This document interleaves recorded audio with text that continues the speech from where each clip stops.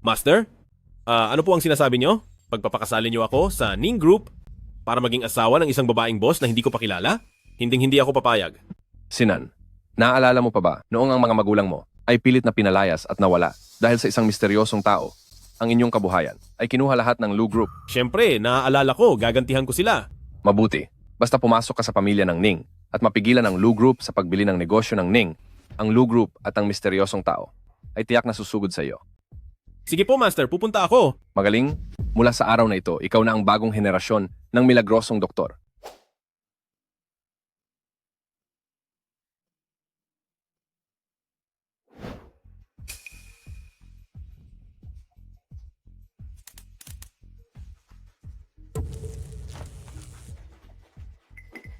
Seryoso ba ito? Pagkapasok ko pa lang sa lungsod, may modus na agad.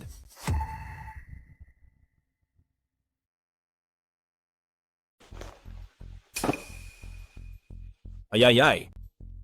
Kung balak niyo akong gawan ng masama, huwag niyo namang ipadala ang taong gaya nito.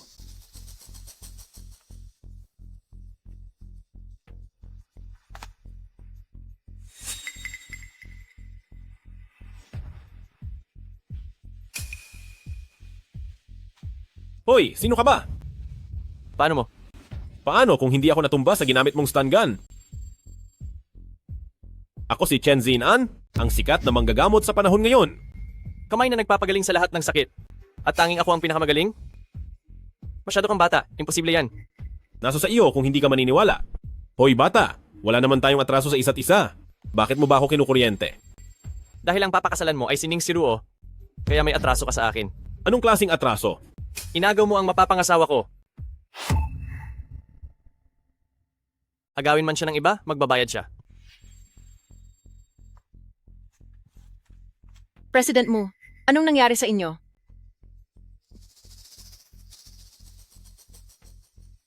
Ikaw ba ang Secretary Wang ni Ning Group? Kayo po ba si son-in-law? Pasensya na po at nahuli ako. Sana po ay hindi kayo magalit. Bakit naman ako magagalit? Oo nga pala, sino ang taong iyon? Ang President Mu po ni Mu Group, gusto po niya ang ating si President Ning. Ning Siruo? Ang si President Ning na pakakasalan ko? Opo. Son-in-law, sumunod po kayo sa akin.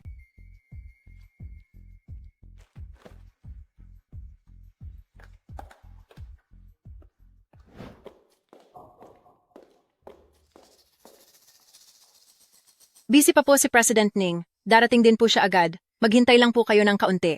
Hoy, Secretary Wang! Sabihin mo nga, anong klaseng babae ba ang asawa ko? Ano po? Maraming mayayamang lalaki ang humahanga at nanliligaw kay President Ning. Malalaman niyo po kapag nakita niyo na si President Ning. Dahil sikatang si President Ning, siguradong hindi niya gustong magpakasal sa isang tulad kong probinsyano. Hindi ko po sigurado iyan. Pero bago wala na ang grandma Ning ni President Ning, nag-iwan talaga siya ng mga pamana na nagsasabing dapat muna siyang magpakasal sa inyo ng 3 buwan bago makuha ang nasabing pamana. Hinihintay po ni President Ning ang pera ngayon para matulungan ang kumpanya sa problema nito. Naiintindihan ko.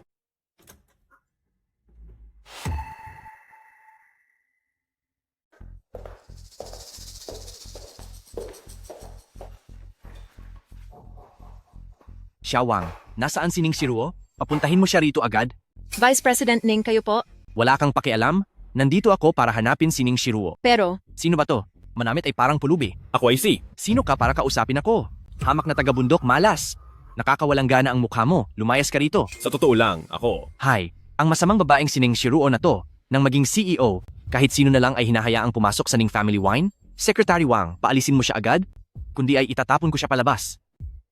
sir, ihahatid ko na lang po kayo sa ibang lugar para hintayin si President Ning. Secretary Wang, ang mga basurang gaya niya ay huwag mo nang papasukin sa kumpanya dahil naging CEO ang walang kwentang si Ning Siruo. Akala niya ay pwede na siyang magpasok ng mga basurang ito? Nananaginip siya, ang Ning Family Wine, sa huli ay mapupunta rin sa akin. Secretary Wang, sino ba itong pangit at matabang taong ito? Akala ko siya na si Ning Siruo. Tigil? Anong sinasabi mo? Huminto ka! Anong sinasabi mo? Isipin ko muna. Ang pagkakatanda ko ay ang sinabi ko, itong pangit at matabang lalaki na ito. Walang hiya ka, parurusahan kita. Vice President Ning, siya. Hoy, sandali lang! Mayroon kang hitsura ng isang taong swerte at maganda ang hinaharap, hindi kaya isa kang napakaswerteng tao na bihirang makita? Marunong ka magbasa ng kapalaran? Oo, pero sayang naman. Anong sayang? May isang problema na nakakaapekto sa swerte mo sa pera, kaya hanggang ngayon ay, Anong problema? hindi ba't madalas kang magising sa gabi para umihi, hindi makatulog, at laging nananaginip, pinapawisan sa gabi, laging tuyo ang lalamunan, at lumalabo ang paningin? Paano mo nalaman ang lahat ng yan? Sa tradisyonal na panggagamot, tinitingnan ang kabuuan ng tao. Ibinatay ko lang sa mukha mo para malaman ang kalagayan ng iyong katawan. Sayang talaga ang swerte mo, yang sakit mo. Malubha ba yan? Seryosong bagay ito. Ano ba talagang sakit ito? Tungkol naman po sa sakit nyo, mahina po ang katawan nyo? Pagdating sa aspetong iyon, palpak po kayo. Hayop ka, niloloko mo ba ako? Vice President Ning, siya ang piniling asawa ni Lola para maging son-in-law ni Boss Ning. Dumating lang siya ngayong araw. Son-in-law, siya ang pinsan sa malayo ni Boss Ning, ang vice-presidente ng kumpanya. Iyon pala ay ang walang kwentang lalaking nakikitira lang sa pamilya ng asawa. Pangalawang pinsan pala kayo, kaya naman pala wala kayong silbi. Anong sabi mo? Wala kang modo. Pangalawang kuya ako ni Ning Siruo. Ikaw na linta, duwag na walang kwenta, tatapusin kita. Vice President Ning, palamig po kayo ng ulo, pasensya na po. Kung gusto niyo pong makita si Boss Ning, igagawa ko po kayo ng appointment. Tumahimik ka. Sino ka ba sa akala mo? Para utusan ako. Puntahan mo si Ning Siruo at papuntahin mo siya rito agad. At ikaw na walang silbi? Ikaw ang mahina ang katawan. Ngayon, sisiguraduhin kong hindi ka makakalabas ng buhay sa gusaling ito. Naku, second brother-in-law. Huwag na po kayong magalit. Hindi ko po napagtanto na makapangyarihan pala kayo kung ano-ano lang po ang nasabi ko. Biro lang po iyon kanina. Sana po ay patawarin niyo na ako bilang nakakataas sa akin. Pagbigyan niyo na po ako. Pagbigyan ka, isa ka lang linta, lumuhod ka, at humingi ng tawad sa akin, at baka palagpasin ko pa ito. Luluhod po ba? Walang problema. Madali po akong kausap. Aray ko. Naku, muntik na ako roon. Muntik na ako matumba. Hayop ka, gusto mo na bang mawala? Pasensya na po, second brother-in-law. Talagang ang basurero at ang basura ay laging magkasama? Bagay na bagay talaga kayo ni Ning Siruo total. Marumi naman ang pagkatao niya. Marumi? Vice President Ning, Anong pinuputok ng butsi mo? Gusto mo rin bang masaktan? Sabihin mo na sa batang ito, wala naman itong sikreto. Yung mapapangasawa mong si Ning Siruo, kasabwat siya at may relasyon sa boss ng Lu Group, niloloko ka lang niya. Lu Group? Ang kaaway ko? sir, wag po kayong maniwala sa kaniya. Ang totoo po niyan. Anong pinag-uusapan nyo?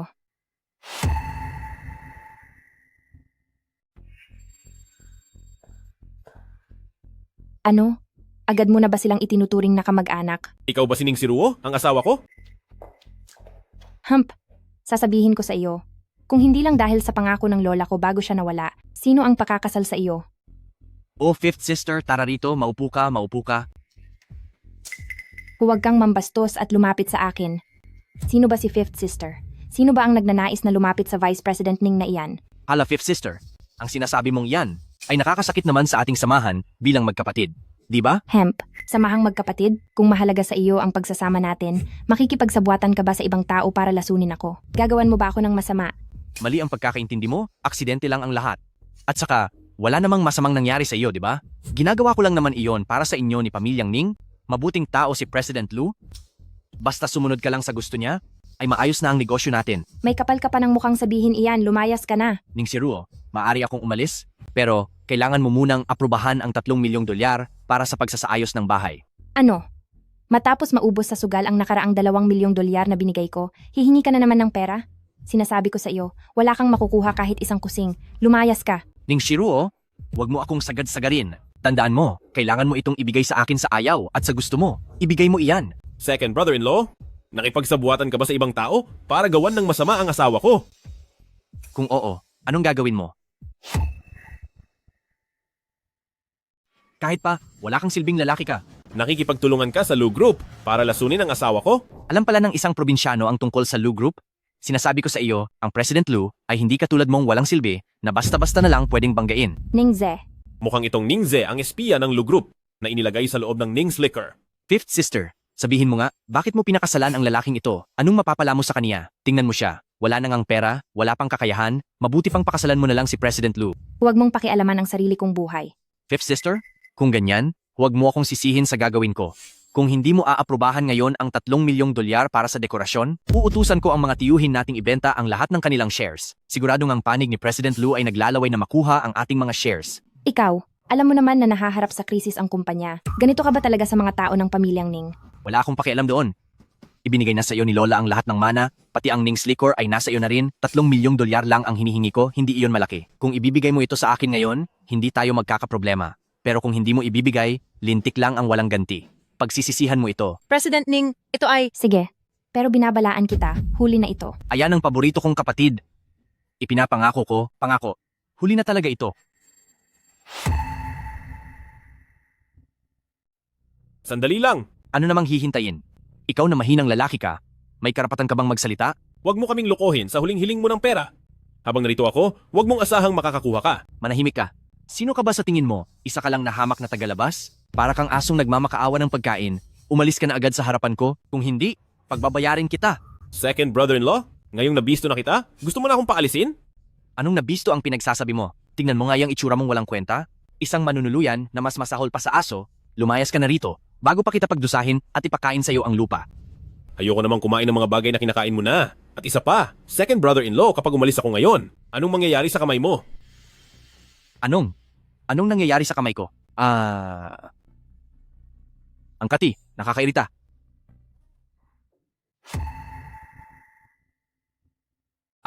Anong nangyari sa'yo, second brother-in-law? Mabuti naman at ikaw pala ang nandyan, tatapusin kita. Ay, second brother-in-law. Bakit ka tinamaan ng laso ng itim na gagamba?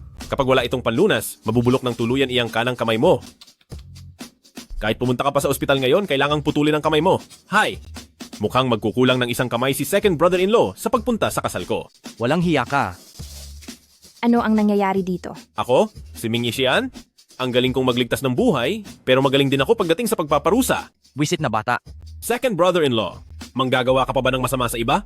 Alam mo na ang pakiramdam ng nasasaktan, mahirap, di ba? Uulitin mo pa ba ang pananakit sa iba? Hindi kita mapapatawad. Ay, sasaktan daw ako ni second brother-in-law, takot na ako. Parang awa mo na. Bigyan mo ako ng panlunas. Hindi ko na kaya ang kati. Second brother-in-law, hindi ba't kakasabi mo lang napapahirapan mo ako? Dapat ba akong lumuhod para patawarin mo? Hindi ko na po kaya. Luluhod ako. Kahit ano gagawin ko, patawarin mo lang ako. Shiruo, pakisuyo naman sa asawa mo. Pakiusapan mo siya. Hindi ko na kayang tiisin ito. Second brother-in-law, ano ang pakiramdam mo ngayon? Yung taong iyon. Kahit papaano ay pangalawang kuya ko siya, ibigay mo na sa kanya ang lunas. Yung taong iyon? Hindi ba dapat asawa ang itawag mo sa akin? Hindi pa tayo kasal, kaya hindi pa iyon bilang. Ay naku Tihiya, anong oras na ba? Mamaya na kayo maglambingan? Pakisabi na rito sa ginoong ito na ibigay na ang lunas sa akin. Pero paano na yung 3 milyong dolyar? Ayoko na noon. Ayoko na talaga. Hindi sa ayaw mo na, kundi na ibigay na namin iyon sa iyo. Kapag lumipas pa ang sandali, ako na asawa ng kapatid mo ay wala na ring magagawa. Opo, tama ka. Binigay nyo na sa akin. Binigay nyo na. Eh, paano naman yung tungkol sa pagpapatayo ng bahay? Ako? Ako na ang bahala doon? Ako na mismo ang mag-aasikaso.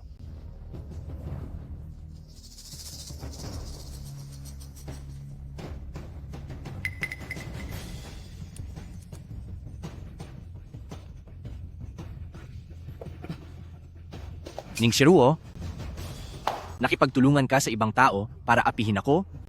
Humanda ka sa akin. Layas.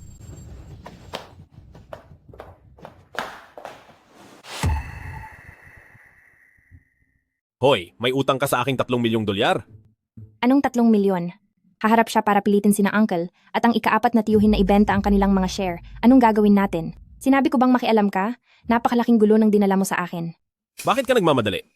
Kahit hindi ko pa masyadong kabisado ang tungkol sa inyo sa Ning Group, naiintindihan ko na ang lahat. Nagawa kanyang lasunin at nagawa pang pumunta rito para lantarang humingi ng pera. Patunay lang ito na gusto kanyang pabagsakin. Kung hindi mo siya tuturuan ng leksyon ngayon, sa susunod, tatapakan lang niya ang pagkatao mo? Magtitiis ka pa rin ba? Wala kang alam sa hirap na dinaranas ko. Tama po iyon, sir. Si President Ning ay. Huwag kang mag-alala dahil tinanggap ko ang utos ng aking guro. Napakasalan ka, pananagutan ko ang lahat para sa iyo. Sinasabi ko sa iyo, hindi tayo kailanman magkakasundo.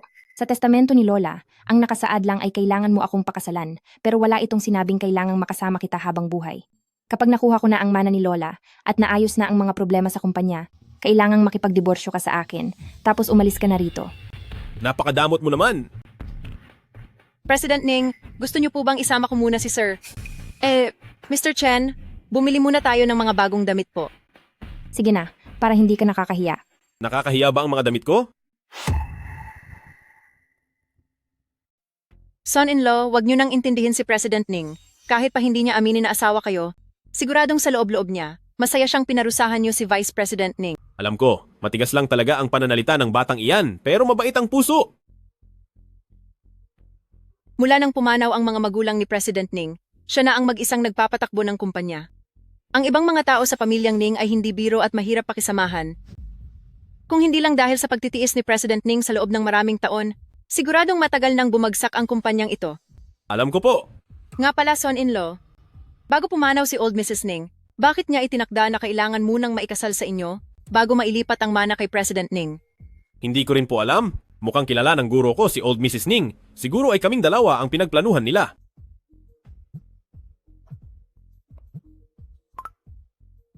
Hello? Sige po, okay po. Son-in-law, pumili na lang po kayo ng isang damit. Pagkapili nyo ay pupunta ako agad dyan para bayaran ito. Kahit ano ang piliin ko. Opo, son-in-law. Dahil si President Ning naman ay ang numero 1 diyosa ng Jiangcheng, kaya pumili kayo ng damit na babagay sa kaniya para naman hindi siya magalit sa inyo. May punto ka, sige na.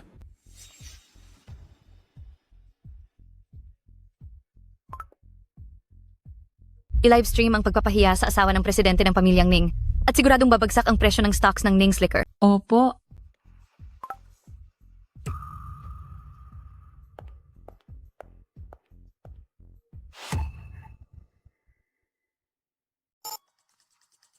Hala, saan galing ang pulubi na ito? Umalis ka na rito. Labas.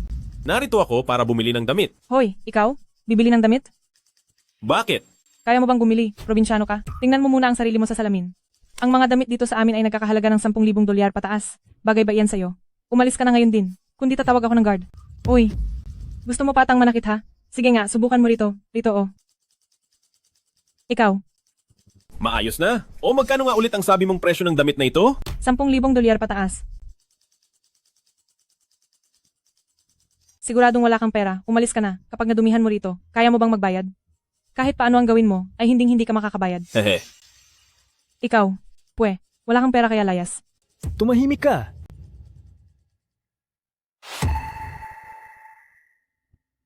Tumahimik ka. Ikaw na bata ka. Anong nangyayari rito? Bakit mo bastos na kinakausap ang mga bisita? Sino namang matanda ang nakikialam dito? Kung walang pambili ng damit, lumayas na kayo. Kung wala kang magawa sa buhay, doon ka sa kalye mambastos ng mga matatanda. Huwag mo akong guluhin, bata pa ako. Wala ka ba talagang hiya? Ikaw. Ayos lang po, Lolo. Wala rin naman akong planong bumili ng mga damit na yan. Ang dami mong sinasabi, isa ka lang namang pulubi. Kung hindi mo kaya, huwag kang pilit. Bakit ka pumunta rito kung wala ka namang pera? Tingin ko, gusto mo lang akong bastusin. Isama mo na iyang matandang bastos at lumayas na kayo. Ako ang manugang ng pamilyang Ning at ang asawa ko ang pinakamagandang babae sa Jiangcheng. Sa tingin mo babastusin kita? Asawa mo ang pinakamagandang babae sa Jiangcheng? Kadiri, sinong matandang babae ang nawala sa huwisyo para gawin kang gigolo? Tingnan mo nga ang sarili mo, wala kang silbi, at gusto mo pang umasa sa babae. Bumalik ka na lang sa sinapupunan ng nanay mo. Mahirap na nga, pangit pa, lumayas ka na rito. Ikaw na batang babae ka. Bakit ganyan kasama ang ugali mo? Tama siya. Bakit napakasama mo? Xiao Zhang, anong ginagawa mo rito?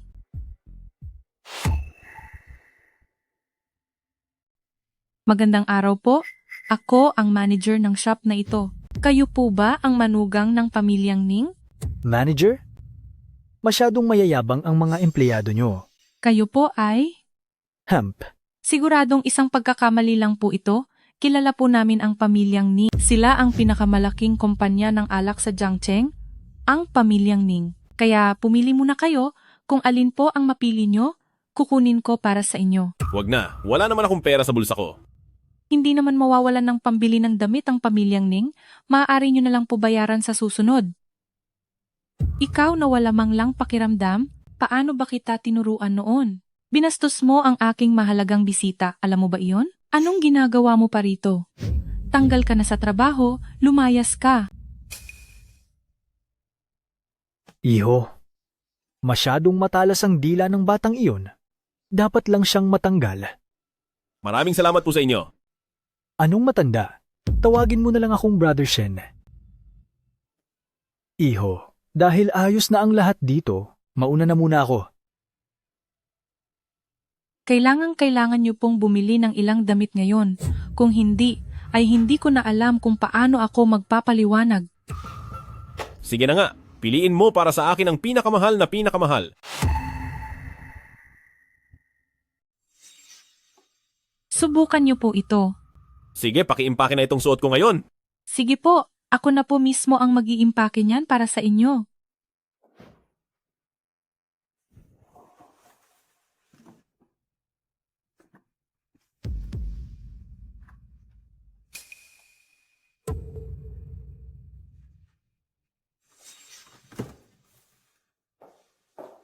Ang gwapo ko pa rin pala.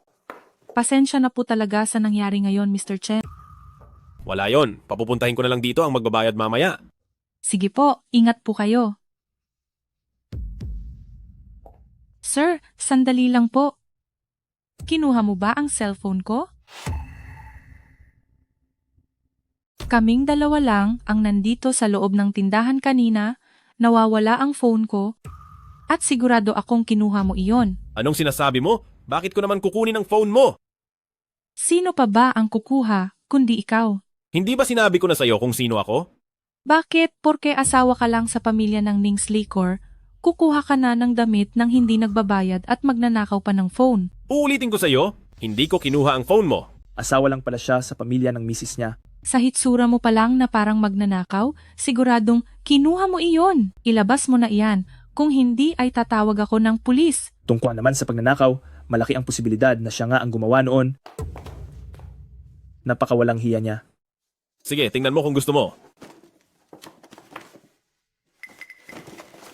Bakit? Hindi mo ba nakitang ikaw mismo ang naglagay ng phone doon?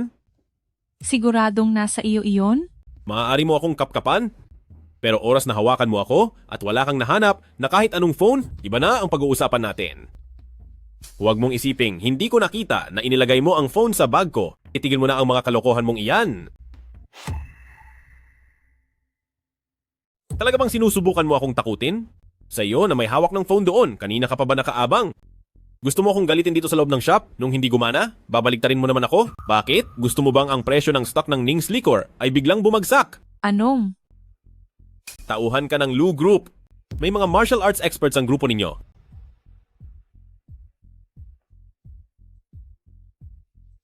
Sa'yo ang cellphone na ito, hindi ba? Nakita ko ito doon, malapit sa basurahan. Masyado kang madaya, manager ng tindahan. Itinapon mo iyan. Bakit? Gawain ba ng shop nyo ang mambastos ng customer at gumawa ng maling paratang? Sige, siguro magkasabwat kayong dalawa ng matandang ito. Sa tanda mong iyan, nagagawa niyo pang magkunwari ng ganito. Nagnenegosyo ka rito? Pero bakit mo sinisiraan ang sarili mong customer? Mabuti pa ang pakay ko sa pagpaalala sa'yo. Binibigyan na nga kita ng pagkakataong ayusin ito. Pero talagang... Tama, ang matandang ito. Sinubukan nila akong bastusin kasama ang lalaking iyan, kung hindi lang dahil sa tulong ni manager ng tindahan.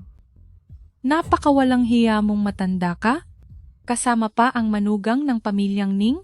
Nagawa niyo pa ang ganitong klasing bagay? Tulungan niyo po kaming lahat dito. Anong? Bastos ka? Huy, matanda, nagpapanggap ka pa para makapera ah.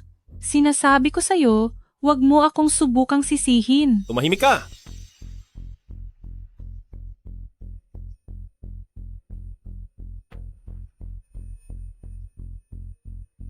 Sakit sa puso ito, chest pain. Mukhang hindi nagbibiro ang matandang ito. Tumawag na kayo sa 911. Ang galing talagang umarte ah.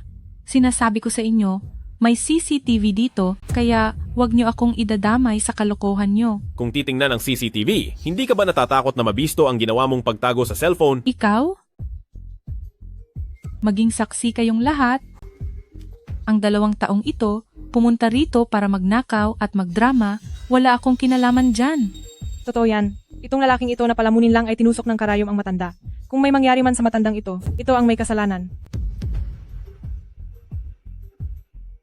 Na-record ko ang lahat. Kapag napahamak ang matandang ito, sisiguraduhin kong mabubulok kayo sa kulungan.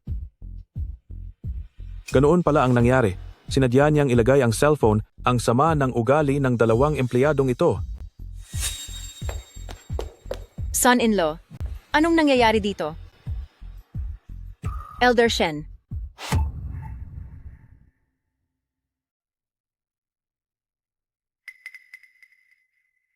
Elder Shen, ayos lang po ba kayo? Ang head ng association na si Kamara ng Komersyo ng Jiangcheng? Ang isa sa mga pinakamayamang tao sa lalawigan ng Dongshan? Kailangan niyo pong magpahinga dahil may problema ang inyong puso. Gagawan ko po kayo ng reseta. Inumin niyo ito sa tamang oras pag uwi. Bata, ikaw! Hais, Nako, wala po iyon. Tinulungan niyo rin naman po akong magsalita kanina, di ba? ang shop mo, hindi na kailangang magbukas. Ang aming Wanjiang Shopping Mall ay walang lugar para sa inyong brand. Napakawalang hiya naman ng manager na ito. Buti na lang at nailigtas ang matanda. Nakita rin namin ang panggigipit na ginawa nila. Huwag niyo silang hayaang makatakas. Guwardya. Guardia. Dalhin niyo sila palayo at ibigay sa mga pulis. Iho, nakikita kong napakahusay mo sa panggagamot. Kanino kang tanyag na guro nag-aral? Hindi naman po masyadong sikat na guro. Doon lang sa bundok Qingyu, sumunod lang ako at nag-aral sa aking master ng ilang sandali. Bundok Qingyo? Ito ba ang tinatawag nilang medical immortal? Ang anak kong babae ay may pag-asa pang maligtas. Ang inyong anak?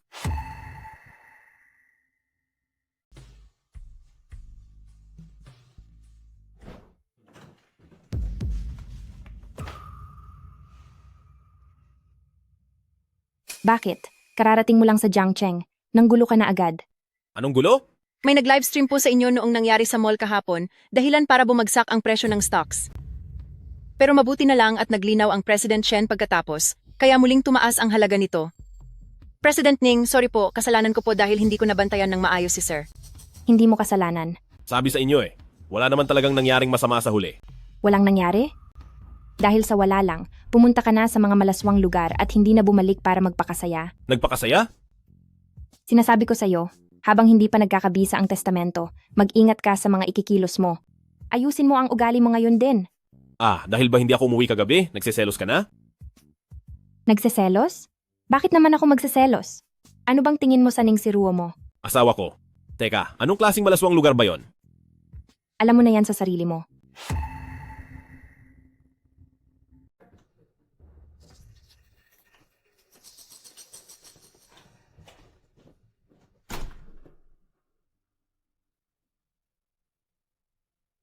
Ning Yuan, bakit ka nagdala ng mga martial artist?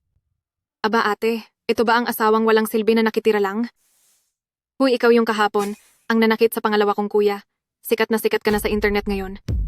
Siya po ang anak ng pang-apat na tito ni President Ning, si sixth cousin ni President Ning. Bakit naman ako sumikat? Ano, yung sabi nila, dakilang manggagamot, na binaliktad ng masasamang tao, napatunayan ang sarili, at napakatalino raw. Tama ka. Ako nga iyon. Hamp, sa tingin ko naman, isa ka lang namang walang kwentang talunang tao. Sinuwerte ka lang ng kaunti, at hindi mo na alam kung sino ka talaga. Ang apelyido ko ay Chen. Bakit? Gusto mo bang ituring akong tatay? Ikaw, Tinatanong mo kung anong apelyido ko? umayos ka ng pananalita. Huwag mong isipin na porke nakakapit ka sa mayaman, ay may magtatanggol na sa iyo. Sinasabi ko sa iyo, pati si Ning Siruo ay nanganganib na rin ng kalagayan. Anong sinasabi mo? Hindi ba, aking mahal na ate? Hindi ba't ikaw mismo ay nasa panganib na? Ning Yuan, Sinasabi ko sa iyo, Ning Siruo, bruhang mahilig manukso kung saan-saan, nagawa mo iyon tapos ayaw mong pag-usapan ka? Magpapakasal ka na. Itigil mo na ang kagaslawan mo, lumayo ka kay Kuya Muchen. sabi ko na sa iyo, wala kaming relasyon ni Muchen. Aba, pang-anim na kapatid. Hindi ka ba nag-toothbrush kaninang umaga? Napakabaho ng hininga mo. Humanda ka sa akin. Huy, teka lang, sandali. Dapat daanin natin sa maayos na usapan, huwag sa dahas.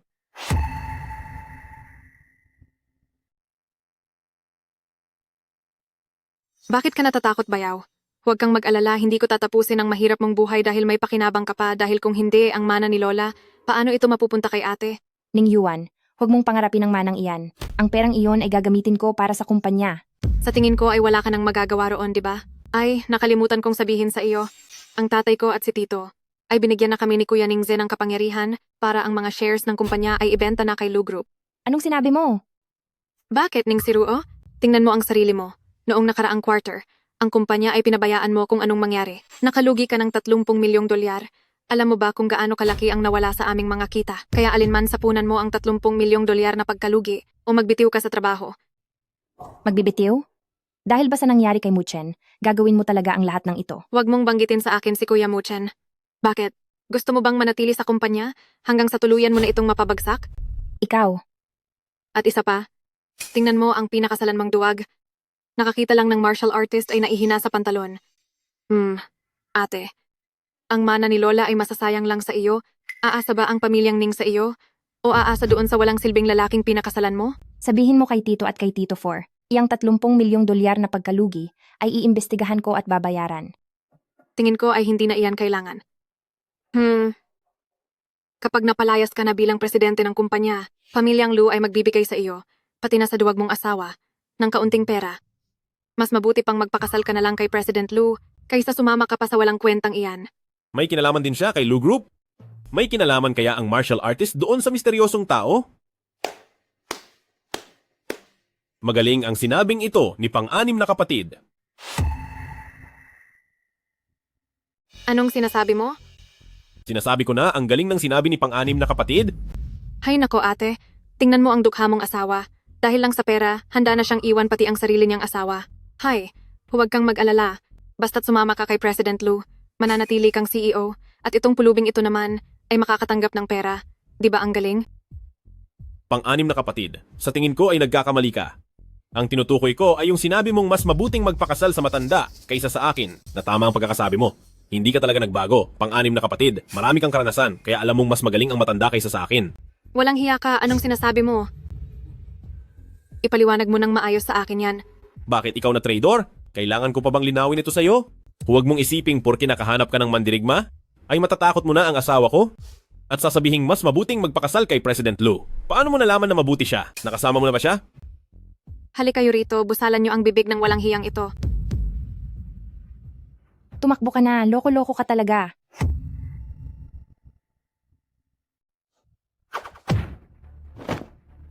Ganito lang ba ang kakayahan mo? Mukhang wala kang kinalaman sa misteryosong tao ng Lu Group. Anong balak mong gawin? Huwag kang mag-alala, wala akong interes sa babae ng matandang lalaki. Ikaw. Layas, ano pang ginagawa mo rito? Gusto mo bang uminom sa kasal? Kung iinom man tayo, hindi pa ngayon. Humanda ka sa akin. Boss, napakagaling niyo po kanina. Akala ko po ay... Swerte lang iyon, swerte lang. Anong magaling? Hay, kailangang mapununan ang 30 milyong dolyar na kulang. Kapag hindi ito nabayaran, gagamitin nila itong dahilan para paalisin ako. Sa oras na iyon, ang kumpanya ng mga magulang ko ay... Ang pamana ng lola mo? Ang perang iyon ay siguradong makakatulong sa ating problema sa ngayon. Ngunit kailangang dumaan muna ang 3 buwan matapos ninyong magpakasal bago makuha. 30 milyong dolyar, hindi ba? Huwag kang mag-alala, ako ang bahala riyan.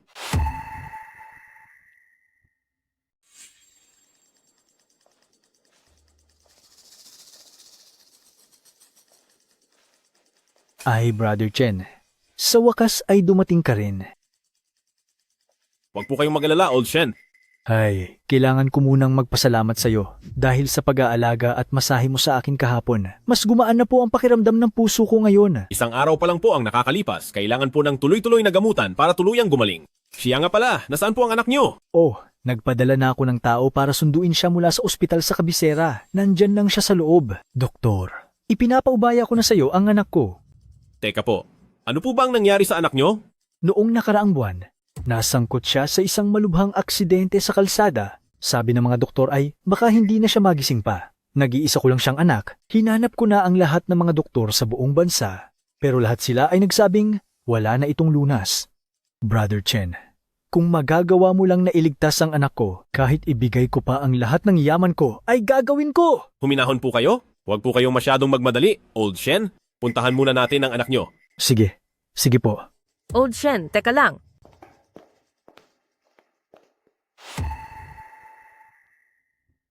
Dito po, pakisunod ako. Old Shen, sandali. Napakahusay mo talaga, Old Shen.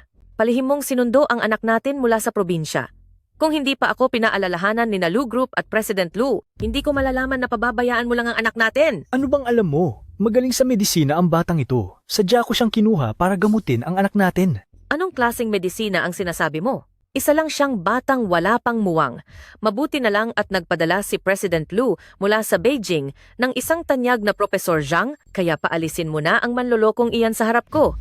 Hayaan mong si Professor Zhang ang gagamot sa anak natin. Ikaw talaga.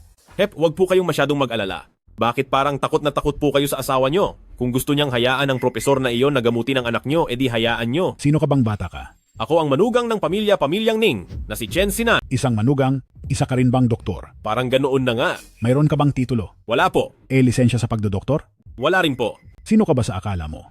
Umalis ka na dito, manloloko. Bigyan mo siya ng pera para lumayas na. Ayoko nga. Ano bang magagawa mo sa akin? May tamang paraan para kumita ng pera. Mata nyo ay bata pa. Gumawa ka ng matino, huwag kang magpakamanloloko para lang makakuha ng pera kung saan-saan. Kapag nakasakit ka ng iba, hindi maganda ang sasapitin mo sa loob ng rehas. Bakit? Nameste na ba si Professor Zhang ng mga tao? Nakulong na rin ba siya? At alam kung anong lasa sa loob? Maayos ang payo ko sa iyo. Masyadong mayabang ang katulad mo. Sumunod ka lang sa hamak na doktor at naghukay ng mga damong gamot ng ilang araw. Akala mo ba ay makakapagligtas ka na ng buhay? Hamak na doktor? Si Professor Zhang ay ang direktor ng ospital sa Medical College. Sigurado ka bang sa isang hamak na doktor ka lang natuto? Umalis ka na para hindi ka na mapahiya. Sino kaya ang talagang mapapahiya? Hayop ka, Old Shen. Tingnan mo ang dinala mong manloloko para mo na ring inilagay ang buhay naming mag-ina sa malaking panganib. Mrs. Shen, puntahan muna natin ang iyong anak. Sige, tama ang sabi ni Professor Zhang. Ayos lang, susunod na lang tayo kay Professor Zhang upang tingnan at matuto. Pasensya ka na sa nangyayari, bata. Ikaw naman loloko ka. Huwag kang masyadong maingay riyan, baka maabala mo si Professor Zhang at huwag mong asahan. Nahahayaan kitang humipo sa anak ko. Walang problema, Mrs. Shen. Susuriin ko muna ang inyong anak bago ko simulan ang paglalagay ng mga karayom. Huwag po kayong mag-alala. Ipinadala ako ni President Lu, kaya hindi ko po bibiguin ang inyong mga inaasahan. Walang problema, Professor Zhang. Gawin niyo po ang lahat para gumaling ang aking anak at kung sino man ang magtangkang mang-istorbo rito ay hinding-hindi ko mapapatawad.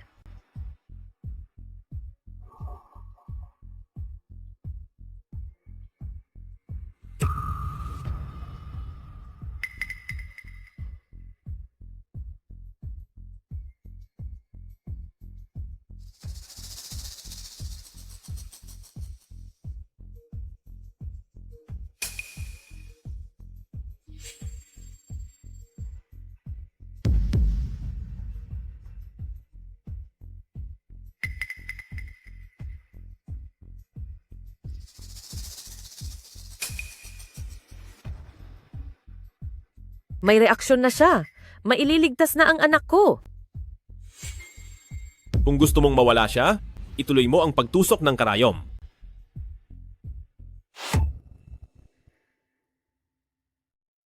Kung gusto mo siyang mawala, ituloy mo ang pagturok. Anong pinagsasabi mo? Manahimik ka, mandaraya ka na galing sa bundok, nagawa mo pang magsalita ng walang saysay sa harap ng mga eksperto. Ipapalabas kita sa mga bodyguard mamaya. Bahala ka kung ayaw mong maniwala.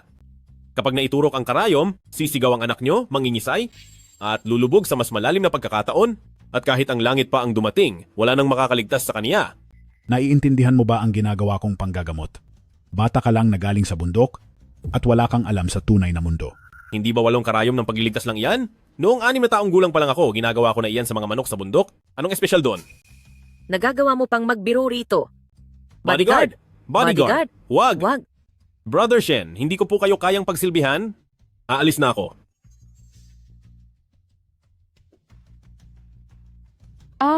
Anong nangyayari, Professor Zhang? Anong nangyari sa anak ko?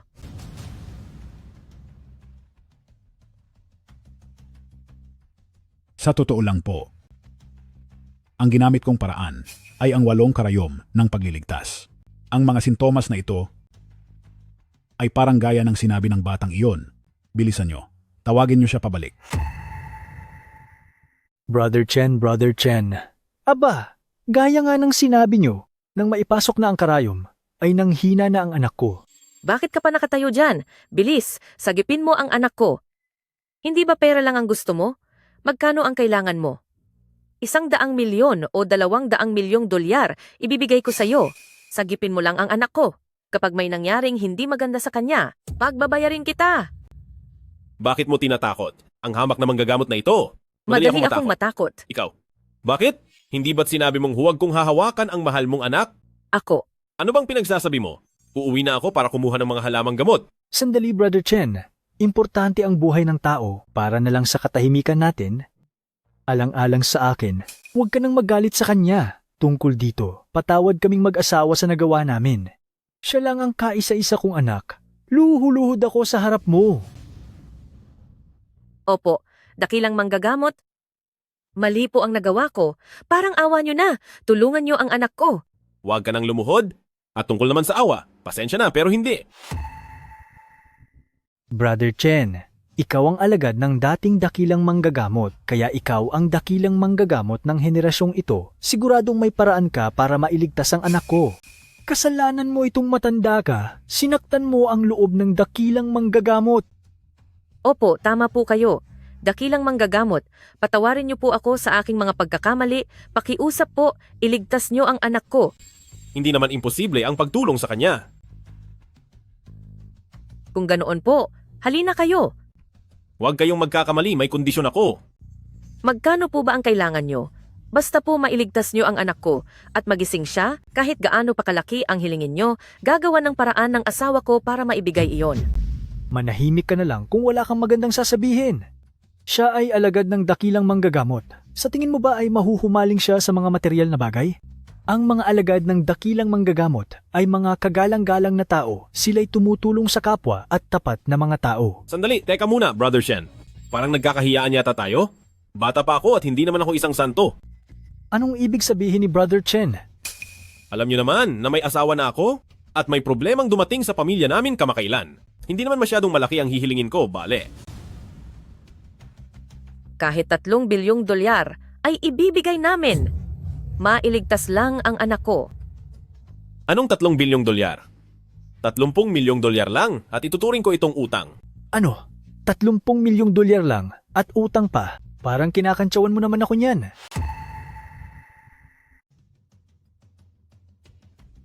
Batang lalaki, andyan ka na pala. Tingnan mo ito. Ito.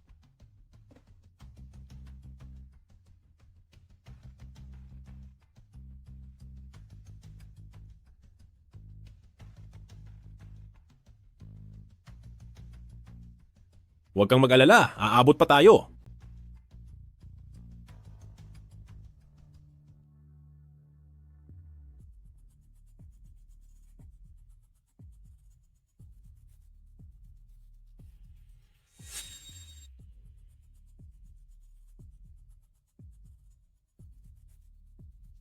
President Shen, saan mo nahanap ang binatang ito? Ang gamit niya ay ang matagal nang nawawalang 13 life-restoring needles. Pagbabalik ng buhay? Kahit itinakda na ang katapusan mo, ibabalik kita mula sa bingit nito. Dalubhasa, ang anak ko po. Tapos na ang acupuncture. Mamaya ay bibigyan ko siya ng reseta. Babalik ako ulit bukas sa tamang pag-aalaga. Magigising din siya. Salamat naman, salamat. Maraming salamat po, Brother Chen. Mayroon akong card dito. Nandito ang bayad ko para sa serbisyo nyo. At dito sa Jiangcheng, basta gamit mo ang card na ito. Sa lahat ng negosyong nasa ilalim ng pangalan ko, libre na ang lahat. Ganoon ba? Kung gayon ay tinatanggap ko na ang alok mo. Sandali lang. Brother Shen, kahit na walang masyadong nagawa si Old Jiang, nagtrabaho pa rin siya ng mabuti. Bigyan mo na rin siya ng card. Sino ka ba talaga? Ako ang manugang na nakatira sa bahay ni pamilyang Ning, si Chen Xin An.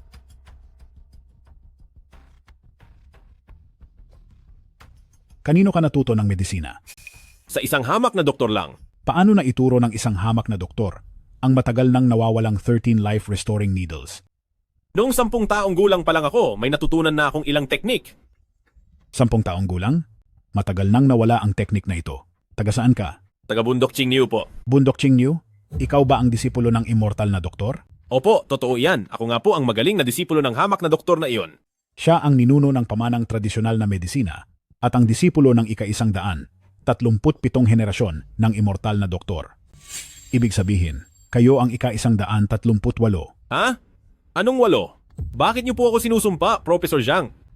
Immortal Dr. Chen, wag mo na rin akong tawaging profesor para kasing mas insulto pakinggan iyon. Hindi ko lang alam kung naghahanap ka ba ng disipulo. Anong disipulo? Baka naman pwedeng tanggapin niyo ako bilang disipulo niyo. Professor Zhang, bakit parang mas makapal pa ang mukha niyo kaysa sa akin? Oo nga pala. Sinabi niyo noon na yung President Lu na iyon ang nagpadala sa inyo rito. Oo, sinabi sa akin ng President Lu na iyon na.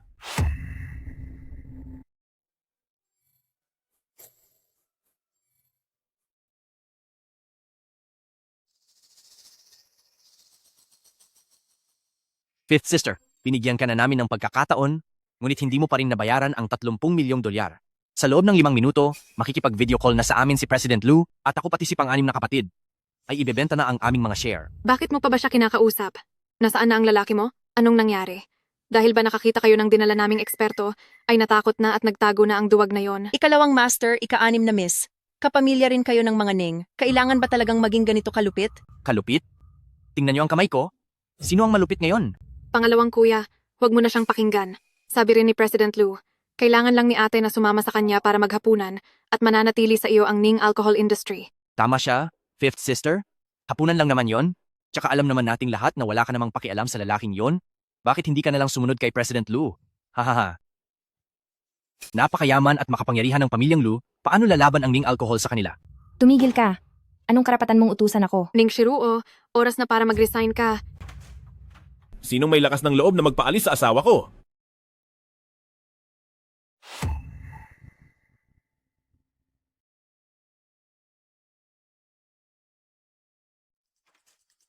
Sinong nangangahas na paalisin ng asawa ko sa trabaho? Kahit pa isa siyang sinaunang mandirigma, siguradong hindi siya ang taong iyon. Hoy, tanda! Ikaw ba talaga ang kaisa-isang sinaunang mandirigma dito sa Lu Group? Alam mong isa siyang mandirigma pero nagawa mo pang pumunta dito? Anong ginagawa mo rito? Secretary Wang, pakidala na siya pauwi bilis. Andito ang asawa ko, kaya saan pa ba ako pupunta? Walang hiya ka. Huwag mong isipin na porke alam mo ang mga simpleng galaw na iyan ay maaari ka nang magmalaki dito sa Ning's Liquor. Espesyal na kumuha ang President Lu ng sinaunang mandirigma. Ngayon, ikaw at ang Ning Shiruo, pareho kayong malalagot. Sandali, huwag kang magmadali. Pag-usapan muna natin ang mahahalagang bagay. Maupo muna kayo. Tama siya. Tapusin muna nating lahat ang pagpupulong ng mga shareholders. Sige ba? Pag-usapan na natin ng malinaw ang tungkol sa pagbibitiw at ang usapin sa mga shares. Ngayon, alinman sa magbitiw ka sa trabaho o sumunod ka na lang sa President Lu, pumili ka. Secretary Wang, may asong tumatahol dito. Chen, sino ang pinagmumura mo? Hayaan mong mag-isip ako. Ikaw. At ang taong ito sa tabi ko, na parang hangal na baboy na may benda. Pati na rin sina. Panganay na uncle at ika-4 na uncle na nagtatago sa likuran nyo. Pinagsasabihan ko kayo dahil ang ingay nyo. Bakit? May mali ba sa sinabi ko? Nung marami pa kayong pera, ang lapad na mga ngiti nyo na parang mga bulaklak. Ngayong may problema na ang kumpanya, nandito kayo para manggulo at bawiin ang share nyo. At balak nyo pang ibenta ang asawa ko sa matatanda para lang sa pera. Bakit hindi na lang kayo ang pumunta? Isama nyo sina panganay na uncle at ika-4 na uncle doon. Gusto rin naman namin, pero hindi kami kasing ganda ng ika-5 ate. Siya ang napili nila dahil siya ang pinakamaganda. Kaya naman pala alam mong pangit ka. Manahimik ka. Ginoong Liu. Hoy, maupo ka lang. Maupo ka. Seryosong usapan ito. Hoy, Ning Shiruo. Sa ginagawa mong gulo, sinasabi ko sa'yo, hindi ka makakalusot. Ngayon, alinman sa magbayad ka ng 30 milyong dolyar, o umalis ka na sa trabaho mo.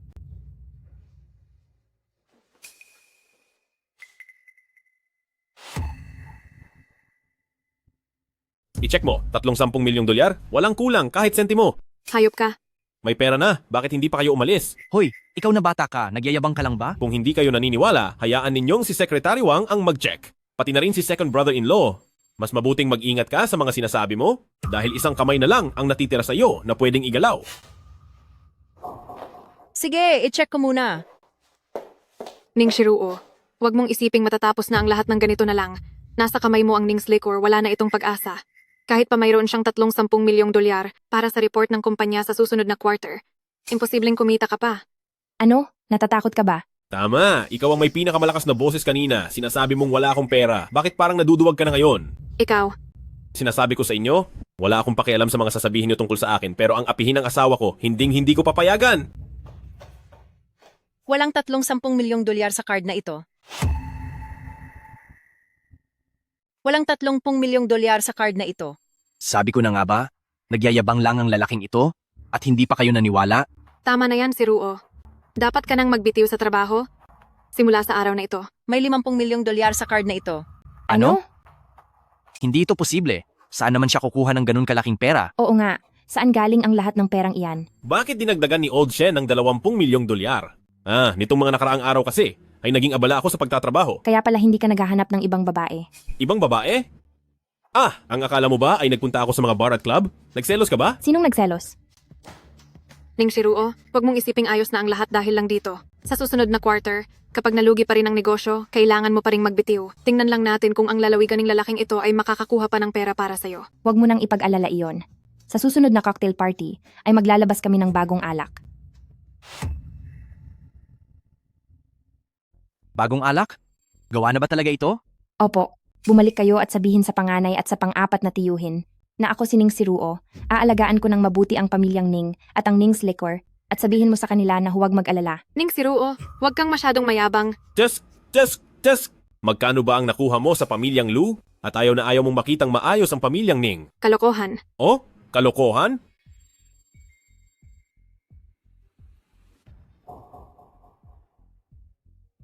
Si pulbos na santyang iyon, ang batang iyan ang nagpaputok. Huwag kang mag-alala. Hindi ito nakakalason. Konting utot lang ang lalabas sa kanya. Ginoong Liu, bakit parang wala lang sa iyo? Mumurahing laro. Hindi tatalab sa akin iyan. Ang dumi mong lumaro. Naintindihan ko na. Hindi mo lang basta gusto ang mga suhol na iyan. Sadyang ikaw ay selos na selos sa asawa kong si ikalimang ate. Ikaw na hamak na taga-probinsya, anong sinasabi mo? Inimbestigahan ko na ang lahat. Sa inyong pamilya, sa pamilyang Ning.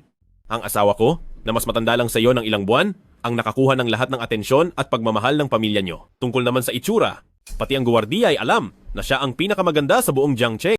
Ikaw, hindi ko na maipaliwanag. Ginoong Liu, patahimikin mo na ang hamak na taga-probinsyang ito.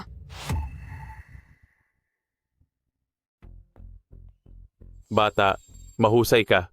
Maaaring may talento ka sa negosyo, pero sa sining ng pakikipaglaban, wala kang binatbat. Matanda, negosyo kaming mga pamilya Ning, kaya huwag na po kayong makialam. Pasensya na, nangako ako kay President Lu, kung magagawa ang trabaho, hindi ko na kailangang kumilos. Pero paano kung hindi ito magtagumpay? Anong ibig mong sabihin? Minalas ka lang na ako ang nakatagpo mo. Natatakot tuloy ako. Huwag kang mag-alala, tatapusin ko lang ang galing mo sa pakikipaglaban. Sa pangangatawan mong yan, pagkatapos ng 3 hanggang 5 taon na pahinga, babalik din sa normal ang lahat. Hindi tayo sigurado kung sino sa atin ang mauunang matalo. Hoy, matanda. Mahiya ka naman? Huwag kang pumunta rito sa kumpanya para lang magkalat. Ganyan ka ba ba ang iyong mga paraan? Nagawa mo pa talaga iyan. Huwag mo akong sisihin. Pagbabayarin kita ng lubos.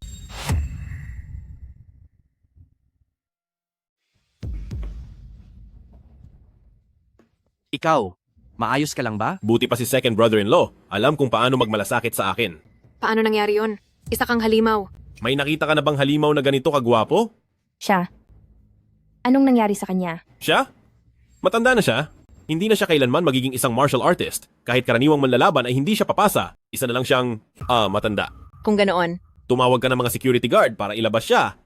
Dahan-dahan lang, marupok na ang buto niya, kaya baka madamay pa tayo. Magbabayad ka. Pangalawang kuya, alis na tayo. Sige, tara na. Anong ginagawa mo? Ito ang premyo mo ngayong araw, at huwag ka nang manghimasok sa mga bagay na hindi para sa iyo. Hoy, ikaw! Anong ikaw? Magpasalamat ka at hindi ako nananakit ng babae. Sa susunod na manggulo ka ulit sa asawa ko, pupunuin ko ang buong katawan mo ng dumi. Naintindihan mo ba? Lumayas na kayo? Ikaw. Huwag kang mag-alala. Narito ang asawa mo.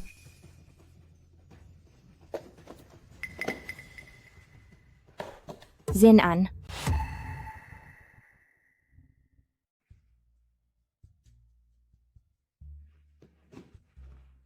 Nasaan? Nasaan ako? Pamilyang Ning. Binalantayan mo ba ako magdamag? Hindi Nagkataon lang na napadaan ako para tignan kung gising ka na. President Ning, nagbublush ka ba? Ikaw. Mabuti naman at maayos ka na. Mauuna na ako. Uy, teka, sandali lang. May itatanong pa ako sa'yo. Sabihin mo na agad.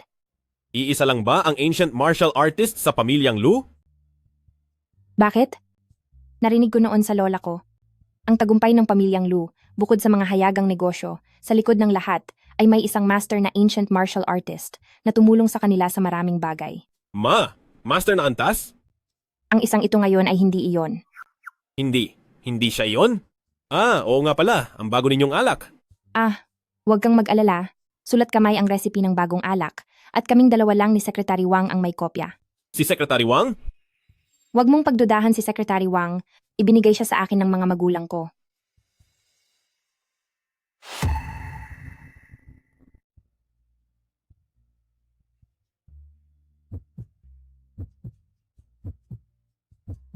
Ikaw talaga. Bakit? Disappointed ka ba? Anong disappointed ang sinasabi mo? Sino man ang mga has na umapi sa asawa ko ay talagang pagbabayarin ko. Bakit ka nasugatan? Baka dahil sa sobrang paggamit ko ng lakas kamakailan. Ano kasi? Nitong mga nakaraang gabi, totoo bang nagtrabaho ka para kumita? Oo naman. Talaga? Totoo. May nakilala pa nga akong doktor ng Chinese medicine na si Zhang Zhongjing kahit na pinadala siya ni President Lu. Ngunit ngayon ay gustong-gusto na niyang maging estudyante ko. Ang sikat na doktor ng Beijing na si Zhang Zhongjing. Ang hilig mong magbiro. Seryoso, gusto niyang maging estudyante mo? Sino iyan? Miss Ning, may doktor po sa labas na ang pangalan ay Zhang Zhongjing. Hinahanap daw po ang kanyang master na si Mr. Chen.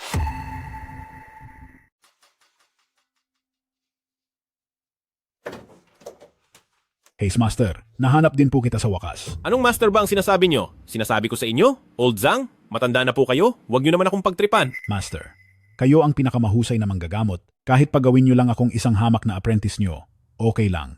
Huwag po kayong mag-alala. Ipapasok ko kayo sa isang medical school at ibibigay ko sa inyo ang pwesto bilang Dean ng Chinese Medicine. Hindi pala. Mag-apply ako para ibigay sa inyo ang pwesto bilang pinuno ng medical school. Old Zhang, sinabi ko na sa inyo, nasa mundo na ako ng negosyo ngayon, isa na akong negosyante. Ang inyong apprentice na si Zhang Zhongjing ay nagpupugay kay Madam.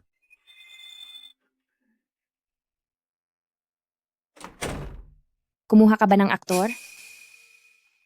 Sige na, tama na. Gabi na, para puntahan mo ako. Eto lang ba ang sadya mo? Napaka-obserba niyo talaga, Master. Naparito po ako dahil may mahalagang bagay akong sasabihin. Ano iyon? Mayroong pasyente na may malalang sakit at kailangan niyang operahan. Di operahan nyo. Kayo ang Professor Zhang ng kabisera. Kaya nyo na iyan. Huwag nyo nang guluhin ang gabi ng kasal ko. Master, huwag niyo na po akong tawaging propesor. Parang minumura niyo na rin po ako sa ganoon. Sige na nga, Old Zhang. Hindi ito ganoon kadali. Mas mabuting sumama po kayo sa akin. May alita ng medisina ng silangan at kanluran, kailangan po namin ng tulong nyo upang bigyang dangal ang tradisyonal na medisina natin. Sasama rin ako para manood. Ano ba ito nangyayari? Hay naku, sinabi mo pa. Iyong tumor sa utak ni President Wu, 3 buwan na ang nakalipas ng madiskubre. Nagpunta na siya sa mga eksperto sa ibang bansa para magpa-check up. Ang sabi nila ay sa pagitan ng 2 ugat na ipit ang tumor, pati ang mga ugat sa utak ay deform na. Kapag itinuloy ang operasyong ito, ay sasabog ito. Wala na itong lunas. Parehas lang iyon sa naging pagsusuri natin. Oo nga, itong si Zhang Zhongjing ay isa na sa pinakamagaling sa Chinese medicine dito sa atin. Hindi ba niya naiintindihan ang sitwasyon? Gusto pa talaga niyang makipagmatigasan sa ating mga Western doctors. Ang pag-ipit ng ugat sa tumor, kahit si Hua Tuo pa ang nabubuhay ngayon, ay hindi yan kakayanin. Hay, sige na, tumigil ka na sa pagrereklamo. Kahit na ano pa ang gawin nila at inimbitahan pa nila ang kung sinong guro na iyan, titingnan ko lang kung ano ba talagang galing mayroon ng mga Chinese medicine na iyan. Naku, ang tanda na niya. Sobrang matanda na siya. Yang siguro ay hindi bababa sa 80 o 70 taong gulang na. Kaya pa ba niyang humawak ng scalpel? Ano magagawa niya sa ganitong sitwasyon? Huy, bakit hindi natin subukang tanungin si President Wu? Ay, hayaan mo na. Doon sa panig ni President Wu, ay nakahanda na ang lahat para sa huling hantungan niya at saka ang sabi nila, wala namang mawawala kung susubukan na ang huling pagkakataon. Naku, pagdating sa modernong medisina, sa ating mga Western doctors pa rin dapat magtiwala. Ano bang halaga ng Chinese medicine na yan? Ang Chinese medicine na yan ay isa lamang pantulong na paraan para sa modernong medisina. Pasensya na at naghintay kayo ng matagal. Lahat. Hala, nasaan na siguro? Hoy! Ang batang ito ay mukhang hilaw pa. Paano siya naging guro? Bakit? Akala mo ba ay handa ka na? Pakita mo nga sa akin. Paano ka magsalita? Kami ay mga autoridad sa modernong medisina rito sa bansa. Professor Zhang, anong klaseng tao ba ang dinala mo rito? Hindi ko papayagan na dito ka gumawa ng kalokohan. Idinedeklara ko na ititigil na ang operasyong ito. Huwag po kayong magmadali. Ito si Bundok Qingyu, estudyante ng dating henerasyon ng henyo sa medisina, at siya rin ang henyo ng henerasyong ito. Ano namang pakialam namin sa Bundok Qingniu o Bundok Qingyang na yan? Kahit sino sa amin, ang karanasan bilang doktor ay mas matagal pa kaysa sa itinalagal ng buhay ng batang ito. Ang mga pasyenteng nagamot namin ay mas marami pa kaysa sa taong nakilala niya. Gusto niyo ba talaga siyang payagang mag-opera? Zhang Zongjing, maaari mong maliitin ang tradisyonal na medisina, pero pakiusap, huwag mong hamakin ang propesyon naming mga doktor. Si Zhang Zongjing ba talaga ito? Hindi ba't sinabi ko na sa'yo, pinilit mo pa ring sumama? Kailangan ko lang siguraduhin kung hindi siya manloloko. Ako lang ang nanloloko sa iba. Walang sinuman ang makakapanloko sa akin. Ibig sabihin, niloloko mo sila? Imposible yan. Sigurado ka ba talaga? Siguradong sigurado ako. Lahat kayo, pakiusap, huwag na kayong magtalo. Ayos na ang lahat para kay President Wu. Nasa loob na siya ng operasyon, kaya pumasok na rin tayo sa loob. Kapag may nakitang hindi maganda, maaari nyo itong itigil agad. Itigil? Ngayon na dapat itigil ito. Tumahimik ka. Ang tatanda nyo na. Bakit para kayong mga bata kung magreklamo? Nagpunta kami rito ng gabi na, hindi para pakinggan ang ingay nyo. Sino ka? Ito ay... Asawa ko siya, ang asawa ng guro ni Lao Zhang. Ako ang kanyang asawa na nakatira sa pamilya niya. Master, tinanggap nyo po ba akong maging disipulo nyo? Huwag ka nang madaldal. Ang operasyon ngayong araw ay imposibleng magawa. Sinasabi ko sa iyo, Zhang Zongjing, nagsasama ka ng batang walang karanasan para manggulo, isusumbong kita mamaya sa medical school. Pati ikaw na babae ka. Ikaw itong mukhang babae kong kumilos. Babae naman talaga ang asawa ko, pati ikaw rin. Ikaw.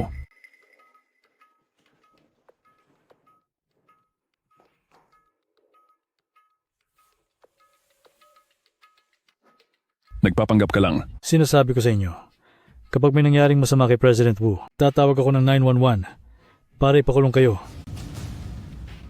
Professor Zhang, palagi naman po kayong maingat sa inyong mga desisyon. Bakit kayo kumuha ng isang lalaking nakitira lang sa asawa? Kapag nagkaproblema, masisira ang napakagaling ninyong pangalan. Kahit sabihin nating may alam siya sa medisina. Alam niyo naman po ang sitwasyon ni President Wu, ang batang ito. Tama na ang daldal. Tulungan niyo ako mamaya. Kami? Tutulungan ng isang gaya mong manloloko? Nananaginip ka? Sige, kung ganoon, maghintay na lang kayo sa labas ng pinto. Tara na, Xiao Zhang! Opo, Master. Ay, paano naman ako? Hoy, paano naman ako? Dito ka na lang muna magabang, o kaya ay umuwi ka muna. Mauuna na kaming pumasok sa loob. Hindi ka makakapasok sa surgery room ngayon. Bilisan mo at tumawag ka ng pulis. Sinasabi ko sa iyo, dito na matatapos ang lahat, pero hindi kita hahayaang pumasok. Sige. Bahala ka kung iyan ang gusto mo. Anong sabi mo?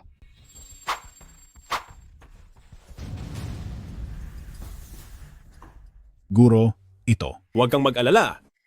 Pinindot ko lang ang 2 acupoints nila. Ngayong tahimik na sila. Maaari na tayong pumasok. Teka lang asawa ko. Tulungan mo akong bantayan itong 2 ito. Ayoko nga. Bakit naman ako susunod sa'yo?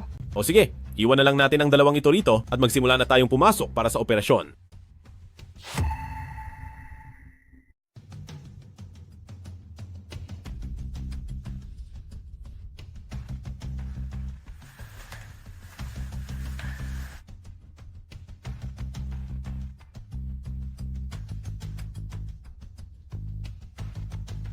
Hayop naman loloko na yan. Maari pa sanang mabuhay si President Wu ng 1 o 2 taon, ngunit nauwi ang lahat sa ganito. Tumahimik ka na. Tumawag na tayo sa 911. President Wu, huwag kang mag-alala. Hindi namin hahayaan na mawala ka na lang ng ganito. Tinitiyak namin na mahuhuli namin ang may sala. Sino? Sinong nawala na? Aba, hindi ka pala tumakas. Hulihin sila, mga kriminal. Nakatawag na kami sa pulis. Oo nga. Huwag ninyong isiping uubra ang galing niyo sa pakikipag-away. Ito kasing. Paano kung sa pulis na lang natin ito pag-usapan? Sabihin na lang nating aksidente ito sa panggagamot. Tama. Binabalaan ko kayo, huwag kayong gagawa ng masama. Kung aksidente lang ito, makakalabas din kayo pagkalipas ng ilang taon. Pero kapag sinaktan nyo kami, iba na ang usapan. May sakit ba kayo sa utak? Oo nga, alisin mo na ang kumot na iyan.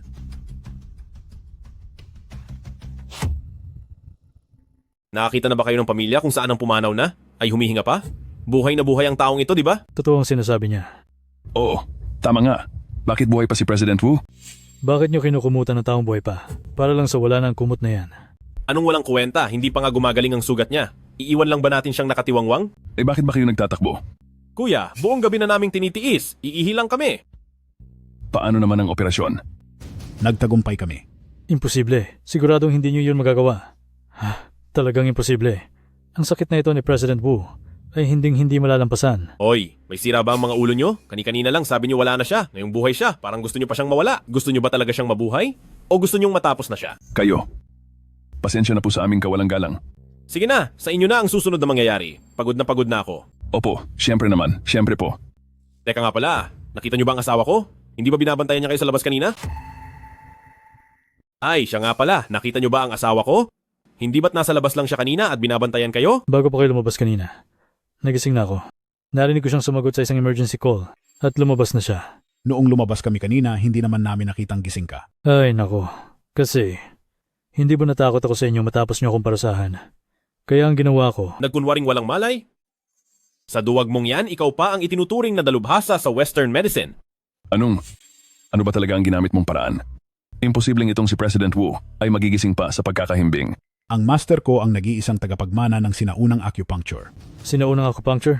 Ito ba yung natatanging teknik ng mga tagapagmana ni immortal na mediko ng Chinese medicine? Alam mo naman palang tungkol kay immortal na mediko. Bakit mo pa siya hinarangan? Pasensya na, hindi ba't mukha lang siyang sobrang bata? Hindi kasi halata. Tama.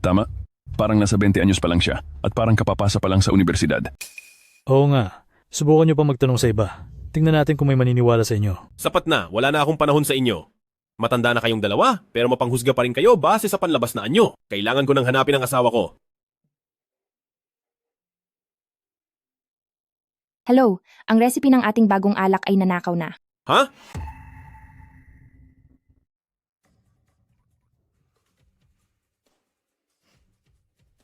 Master, Madam, ano ito? Sige, anong nangyari? Ano ito? May nagbigay po nito sa akin sa tapat ng ospital at ang sabi ay gagamitin daw ito ng Lu Group.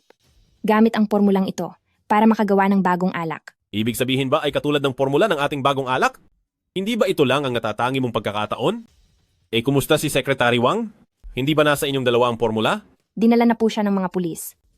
Ay dedemanda siya ng kumpanya dahil sa paglalabas ng sikreto ng negosyo, pero Tingin mo ba ay hindi siya ang may gawa? sabay po kaming lumaki. Kilala ko siya. Alam kong napakahalaga sa kanya ng Ning's Liquor. Mahirap basahin ang puso ng tao, Madam. Baka may mas malaking halaga ang tumukso sa kanya? Imposible. Siguradong hindi siya. Ang mga kabataan ngayon, hindi na talaga masiguro. Siguradong hindi siya ang may gawa. Sige, naniniwala ako sa iyo. Kung hindi siya, posibleng ikaw lang ang naiwan. Master, wag po kayong basta-basta magsalita ng ganyan. Sino ba namang hindi nakakaalam na ang Ning's Liquor ay ang pinaghirapan ng mga magulang ni Mistress? Paanong mangyayari na mismong si Mistress pa ang magbibigay ng sikretong reseta sa Lu Group? Oo nga. Paano ko naman gagawin iyon? Napakatanga ko talaga. Nakuha mo pa akong pagtaguan. Ano? Matagal ko nang pinagdududahan kung ano ba talaga ang pakay mo sa paglapit sa akin at ngayon, naintindihan ko na. Guro. Ikaw. Hindi ko akalain na nagawa mo ang bagay na ito. Hindi ako iyon, Guro. Paano mangyayari iyon? Paanong ako ang may gawa? Pasensya na po, President Ning. Kasalanan ko po ang lahat. Tama na. Hindi mo ito kasalanan. Nalinaw na ang lahat. Si Zhang Zhongjing ang may gawa ng lahat ng ito. Pero, Sige na, tumayo ka na riyan. Siya dapat ang sisihin. Dahil kung hindi niya isinama si Professor Zhang pabalik dito, hindi sana mangyayari ito. Ay naku! Paano ko naman malalaman na ang isang dean ng medical school ay isang martial arts thief pala na itinalaga ni Pamilyang Lu sa tabi ko? At saka, paano niya naman magagawang manakaw ang sikretong formula sa mismong harapan ko nang hindi ko man lang namalayan? Wala talaga akong napansin. Ano? Ako pa ang sinisisi mo? Totoo naman, di ba? Ginamit niya ang planong linlangin ako. Kung naging maingat ka sana at hindi sumama sa amin, hindi sana iyon mananakaw. Nasa harap mo na siya nung ninakaw niya iyon sa akin pagkatapos ako pa ang sisisihin mo? President Ning sir, wag na po kayong mag-away. Nahuli na po ba si Professor Zhang? Nakatakas siya. Ang matandang iyon, kahit pilay-pilay maglakad, napakabilis pala tumakbo. Wala ka talagang silbi. Anong gagawin natin ngayon? Ano pa nga ba? Ipaalam na natin sa publiko ang sikretong formula. Ano? Son-in-law, paano ito mangyayari? Bakit naman hindi? At ang formula natin, tiyak na gagamitin ni Lou sa produksyon at dadalhin sa party. Ang formula na ito ay wala na namang silbi sa atin. Mas mabuti pang isa publiko na lang natin ito para wala na rin silang mapala doon. Gagawa rin ba tayo ng alak gamit ang formula na iyon? Kung ganoon, tiyak na gagawa ng kwento si Lou para tayo ang magmukhang masama at idedemanda tayo. Wala lang iyon sa kanila, pero hindi natin kayang mag-aksaya ng panahon sa gulo. Nakalimutan nyo na bang nariyan pa sina Ningze, si Ning Yuan na mga taksil? Kaya ang pagsasapubliko ng formula ang pinakamainam na paraan. Kahit pa malaki rin ang mawala sa atin. Paano na ang alak para sa party? Kailangan natin ng bagong alak para makasali. Huwag kayong mag-alala, may paraan ako. Anong paraan? Sikreto muna. Kailan natin isa sa publiko ang bagong formula? Bago magsimula ang party, siguradong dadalhin nila ang bago nating alak doon at kapag isinapubliko natin sa oras na iyon, ang presyo ng kanilang kumpanya ay tiyak na babagsak. Minsan ay talagang napapaisip ako. Napapaisip sa ano? Kung taga-probinsya ka ba talaga o ako ba ang taga roon? Bakit ang dami mong alam? Napakadali lang yan. Tawagin mo akong asawa at magiging pareho tayong taga doon. Umalis ka nga. President Ning, mukhang tama ang desisyon niyo 3 buwan na ang nakakaraan na magpakasal sa kanya. Shh!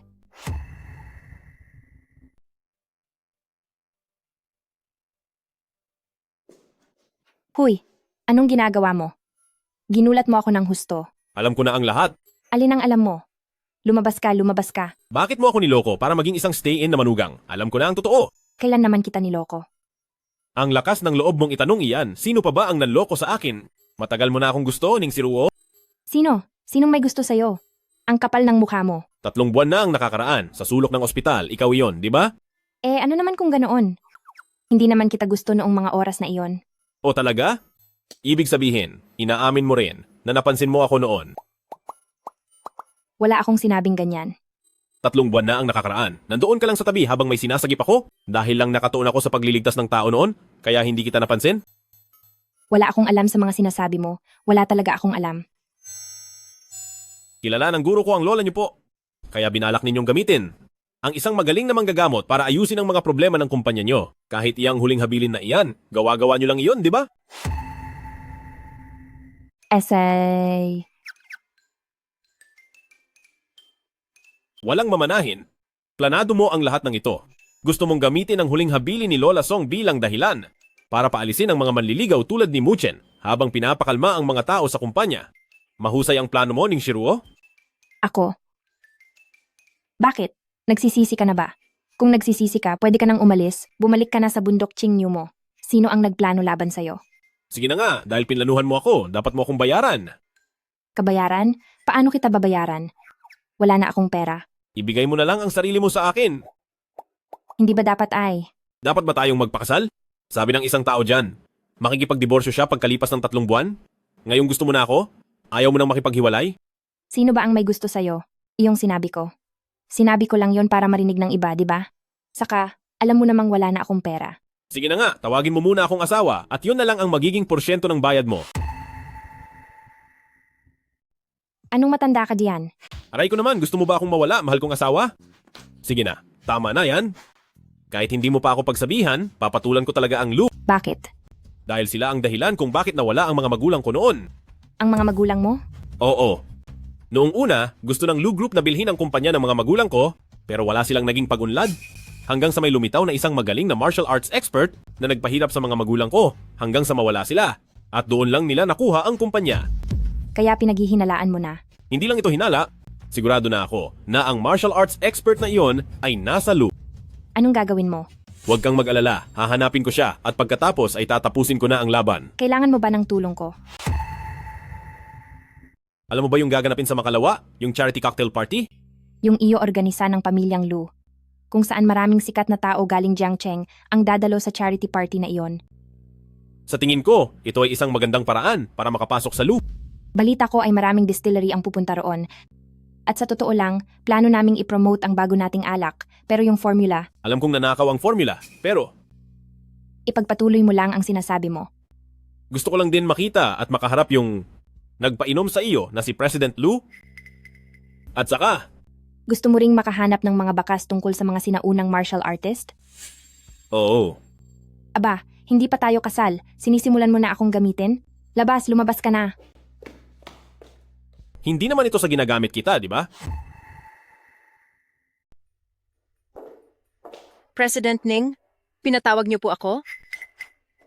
Para sa dinner party bukas, tulungan mo akong ayusin ito. Iyong tungkol po kay Pamilyang Lu, hindi ba't ayaw niyo pong pumunta doon? Sabi niya ay gusto niyang makita ang taong nag-abuso sa akin gamit ang gamot. Asawa niyo po siya. Bukod sa kaniya, sino pa ba? Mabuti po kung nandoon ang asawa niyo, kaya lang ay hindi natin alam kung may gagawin siyang kung anong kakatwa. Ano namang magagawa niya? Palaging batugan at walang ginagawa sa buhay. President Ning, sa totoo lang po ay kahanga-hanga ang asawa niyo. Huwag niyo lang siyang tignan ng ganyan. Mula nang dumating siya rito, pakiramdam ko ay ang sitwasyon ng kumpanya ay mas gumanda kaysa noon. Bakit? Kumampi ka na ba sa kaniya? Dahil sobrang laki ng tiwala mo sa kaniya, pumunta ka na roon at maging sekretarya niya. Huwag naman po. Mas gusto ko pong sumama kay President Ning.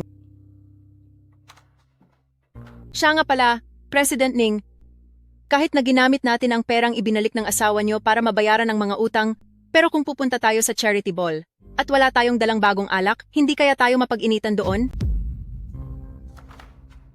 Sabi niya ay siya na raw ang bahala. Kasasabi niyo lang po na pinagkakatiwalaan ko siya, pero kayo rin naman po pala ay. Gusto mo bang masampal, bata ka?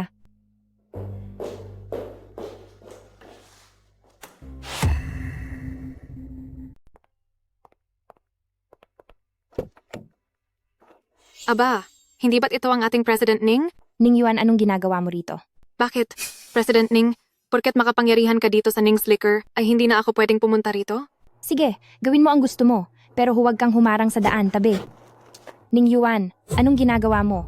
Ning Siruo, huwag mong isipin na dahil nagpakasal ka sa isang talunan, ay magagawa mo na ang lahat ng gusto mo. Ngayon, papatunayan ko sa iyong masama akong kalaban. Huwag kang gagawa ng masama. Ang mahal kong ate, talagang napakaakit ng iyong mukha. Iniisip ko kung kapag nawala ang mukhang iyan, ang aking kuya mo ay patuloy pa rin na mahuhumaling sa iyo. Sinabi ko na sa iyo, wala kaming relasyon ni Muchen. Ning Shiruo, ang pinakakinasusuklaman ko ay ang ugali mong iyan. Ang mga bagay na ayaw mo, ay kahit anong gawin ko ay hindi ko makuha-kuha. Alam mo namang ang kuya mo ay hindi ka pa rin malimot-limot, pero pupunta ka pa rin sa party bukas. Ano ang sinasabi mo? Hindi ko alam na pupunta rin siya. Huli na. Dapat sana ay pagbibigyan kita dahil pareho tayong Ning at palalayasin na lang kita sa kumpanya. Pero dahil naging masama ka, huwag mo akong sisihin kung magiging malupit ako sa iyo. Dalhin siya. Ikaw na naman, Chen. Ning Yuan, ano ang ginagawa mo? Kasi, Siruo, okay ka lang ba? Oo, okay lang ako. Kasalanan ko ito dahil nahuli ako. kuya mo, Tumahimik ka. Ayaw kitang makita, umalis ka na agad. Ning Siruo, humanda ka sa akin. Ning Yuan. Bakit ba nandito ka na naman? Oo, mukhang natatandaan mo pa pala ako. Mr. Mu, alam mo na rin na magpapakasal na ako. Siruo, hindi kita hahayaang magsal sa ganitong klase ng tao. Noon, nililang ako ng mga magulang ko ng mga ibang bansa. Maniwala ka sa akin. Bumalik ako ngayon para lamang bumawi sa'yo. Huwag na kailangang bumawi. Sino ka ba sa tingin mo? Ako ang asawa ni Ning Shiruo. Hindi pa opisyal. Asawa pa rin iyon. Tama na, Siruo. Dahil bumalik na ako ng bansa, hindi kita hahayaang magpakasal sa ganitong tao. Oh? Anong klaseng tao ba ako? Sa tingin mo ba ang isang dukhang tulad mo ay nababagay kay Siruo? Mukhang siyang master mo noong nakaraan ay hindi pa sapat ang natanggap na parusa. Huwag kang masyadong mayabang. Tama na, Mr. Mu. Gusto kong malaman mo na wala na tayong relasyon. Alis na tayo.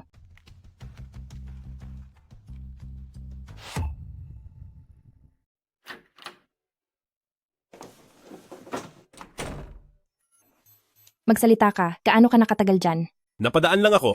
Oh, kaya sinusundan mo pala ako? Masyado ka namang kampante sa sarili mo. Sinusundan kita? Talagang napadaan lang ako. Hi. Hindi ka man lang humanap ng maayos na palusot.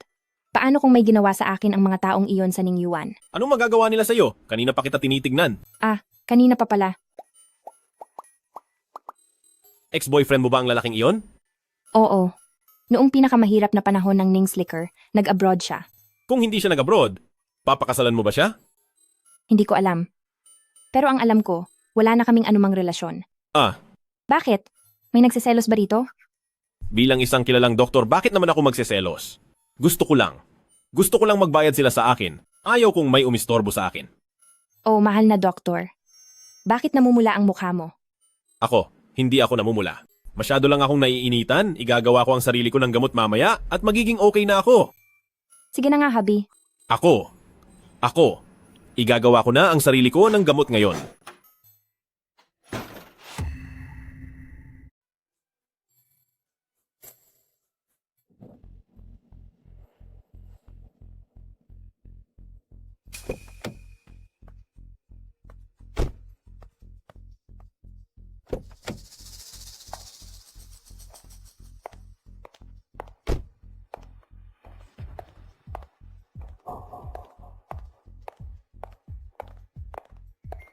President Ning, President Ning, balita namin sa party ngayong gabi, ang Ning's Liquor ay may ilalabas na bagong wine. Totoo ba ang balitang ito? ang anak ni Mu Group na si Mu Chen ay nagsasabing liligawan kayo? Maaari po bang malaman kung totoo ito? Balitang ang Lu Group ay napipintong bilhin ang Ning's Liquor. Totoo po ba ang balitang ito? Ayon sa mga chismis, ang boss ng Lu Group ay may espesyal na relasyon sa inyo. Maaari po bang kumpirmahin kung totoo ito? Ang aking Ning's Liquor ay hindi magpapasakop sa kahit anong kumpanya at wala akong kahit anong relasyon sa kahit kanino. Malapit na akong ikasal at inaasahan ko ang basbas ninyong lahat. Uy, Hindi ba, husband? ay opo, tama. Kayo po ba ang mapapangasawa ng may-ari ng Ning's Liquor? Balitang si Old Mrs. Ning ang nag-ayos ng kasalang ito? Narinig naming wala naman kayong mayamang pinagmulan. Paano kayo nagustuhan ng Ning's Liquor? Sa tingin ko, dahil ito sa aking kaguwapuhan. President Ning, mukhang maayos pa rin ang lagay mo. Ako si Lu Yiming mula sa Lu Group. President Ning, buti at maayos ka pa rin. Ako ang Lu Yiming ng Lu Group.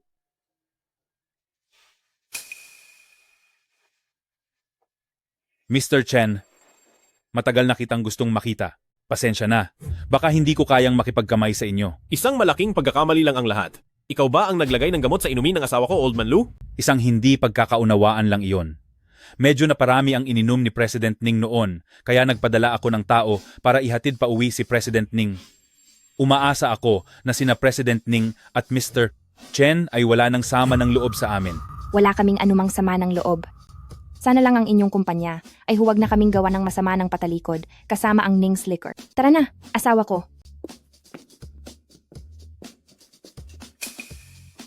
Bakit mo ako tinawag ng ganoon bigla? Bakit? Hindi ba lagi mo rin naman akong tinatawag na asawa mo? Hindi ka ba masaya na tinawag kitang asawa ko? Masaya naman ako.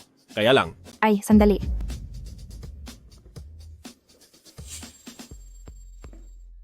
President Ning, ito ang bagong alak para sa party na ito. Pwede po ba kitang maaya na tikman ito? President Ning, heto ang bagong alak para sa party. Maari mo ba itong tikman?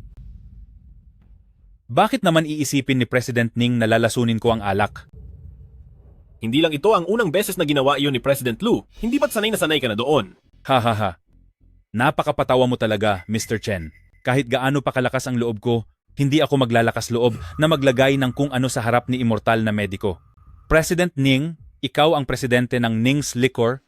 Hindi ba't masyado ka namang maingat? Depende ang pag-iingat ko kung sino ang kaharap. Siyempre, kampante ako sa mabubuting tao, pero pagdating kay President Lu, haha, kasalanan ko. Nakalimutan kong isang babae lang pala si President Ning. Mukhang ang Ning's Liquor ay aasa na lang sa mga kalalakihan sa susunod. Hindi lang ako umiinom ng alak sa kristal na baso dahil sa glass na baso mas lumalabas ang kalidad nito. Ang kristal naman ay para lamang sa pagpapasingaw ng red wine. Ha ha ha, bilis asahan mula sa presidente ng Ning's Liquor. Pasensya na sa aking pagkukulang, palitan ang baso. President Ning, heto na po.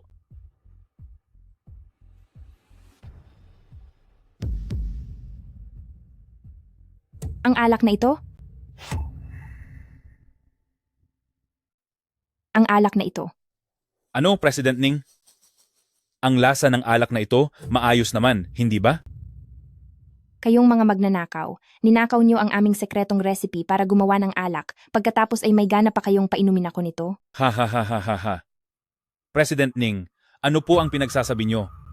Maayos ko po kayong pinapatikim ng alak, tapos sasabihin yung magnanakaw ako? Gawa ito gamit ang recipe ng pamilyang Ning. Ginamit nyo ang aming formula. At hindi pa kayo niyan magnanakaw? Wala naman akong sinabing sa pamilyang Lu ang alak na ito. Tama ba? Miss Ning?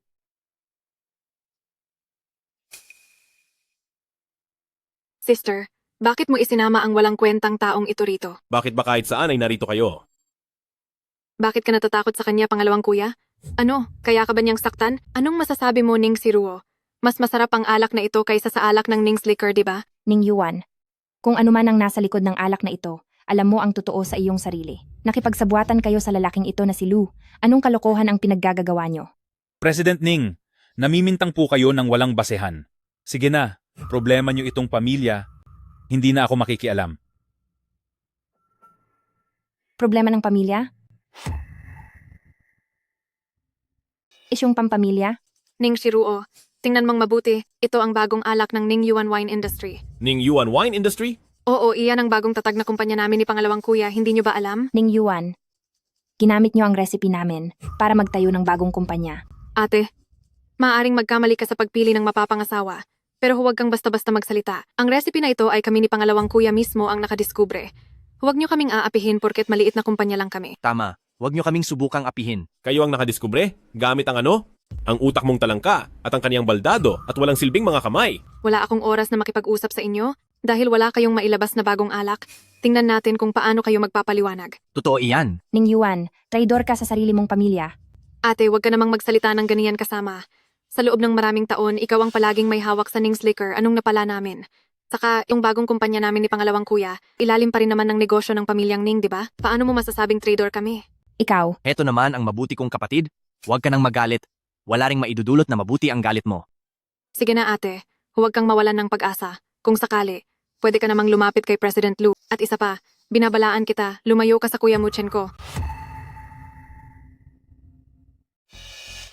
Siruo! Kuya Muchen? Siruo! Muli ka ba nilang inapi? wala kang pakialam. Bakit ba para kang langaw? Siruo, hindi ba nasabi ko na sa iyo? Tutulungan kita. Ito ba ay dahil?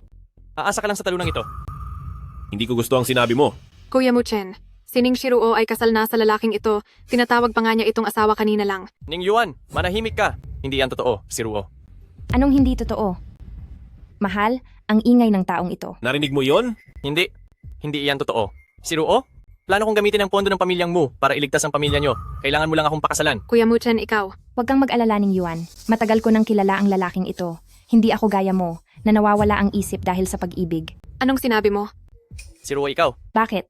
Gusto mo bang isiwalat ko ito? Ano nga ba ang nangyari noon? Anong nangyari sa iyo noon? Hindi ko ba naipaliwanag na sa iyo? Niloko ako ng mga magulang ko noon kaya... Huwag kang magkunwari. Kusa kang sumama kay Bibi. Pamilya Lin sa ibang bansa, di ba? Ako! Wala namang panlolokong ginawa ang mga magulang mo. Naisip mo lang na pabagsak na ang pamilyang Ning at hindi ito karapat-dapat sa estado mo sa batang master mo bilang isang respetadong tao. Kaya agad kang humanap ng paraan para habulin si Beb. Pamilya Lin, di ba? Siguradong may kung anong sinabi ang mga magulang ko sa iyo. Nagsisinungaling lang sila. Seryoso ako sa iyo, Siruo! Seryoso? Itigil mo na iyan. Siguradong hindi mo alam na kami ni Beb. Pamilya Lin ay magkaklase noong elementarya. Ano? Sinabi na niya sa akin ang lahat kung paano mo siya hinabol noon at kung paano ka naging babaero nang nasa ibang bansa na kayo. Ngayong iniwan ka na niya, babalik ka sa akin? Sasabihin ko sa iyo ulit, may asawa na ako, kaya mas mabuting lumayo ka sa akin. At ikaw, Ning Yuan, itigil mo ang pakikialam sa akin. Tama, huwag mong subukang apihin ang asawa ko. Siruo, alam mo naman na ang Ning's Liquor ninyo ang naging puhunan ng iyong mga magulang.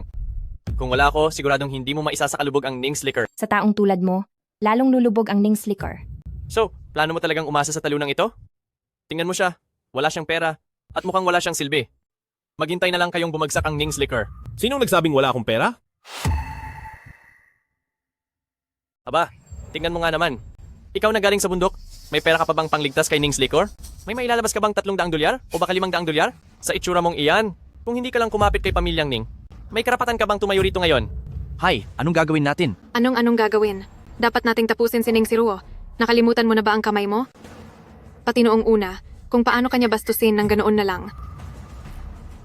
Wala kang kwenta, alam mo ba kung magkano ang kailangan para iligtas si pamilyang Ning? Paano kung makapaglabas ako ng pera? Kung makakalabas ka ng pera, Luluha ako sa harap mo at tatawagin kitang tatay. Oh, edi tatawagin mo na ring nanay si Shiruo. Paano kung hindi ka makapaglabas ng pera? Kapag hindi ako nakapaglabas, hindi ko na pakakasalan si Ning Shiruo. Ibibigay ko na siya sa'yo. Sige. Sabi mo iyan Hoy! Mr. Chen, sabi po ni President Lu, may komento po kayo tungkol sa alak na ito. Ah, tama. Pakiusap sabihin niyo po kung ano ang masasabi niyo sa alak na ito.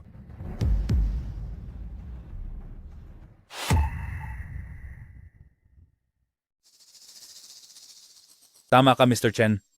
Kayo sa Ning's Liquor, hindi ba tungkol sa alak na ito ay wala pa kayong nasasabi? Masarap ba ang alak na ito o hindi? Tama. Bilang kunyaring asawa ng pamilya Ning's Liquor, sabihin mo rin kung ano ang tingin mo sa alak na ito. Hindi naman siguro bilang asawa ng president ng kumpanya ng alak, ay wala ka nang alam tungkol sa alak, di ba? Hoy, pang-anim na kapatid, talagang napakahusay ni President Lu. Kapag sinabi ni Chen Xin-an na masarap ang alak, ibig sabihin ay pinupuri niya tayo. Pero kapag nilait niya ang alak na ito, mapapahiya rin nila ang sarili nila. At saka, pwede rin silang tanungin tungkol sa bagong alak ng Ning. Ang galing talaga. Iskay, nakakaistorbo ba? Para sa inyo, Mr. Chen, ang bagong labas na alak ng Ning's Liquor, ano po ang tingin nyo dito? Mahirap din itong sabihin. Gaya nga ng inaasahan mula sa asawa lang sa papel ng Ning's Liquor, wala talaga siyang alam sa alak. Wala siyang silbi. Oh? Ano naman ang opinion ni Young Master Mu? Siyempre, mayroon ako niyan. Halika rito. Hayaang tikman ni Young Master Mu ang alak.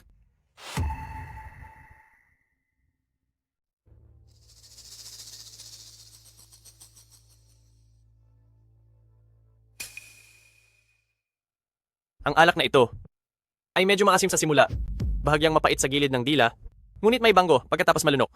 Ito ay isang pambihirang klase ng alak. Wala talagang katulad ang Kuya Muchenko.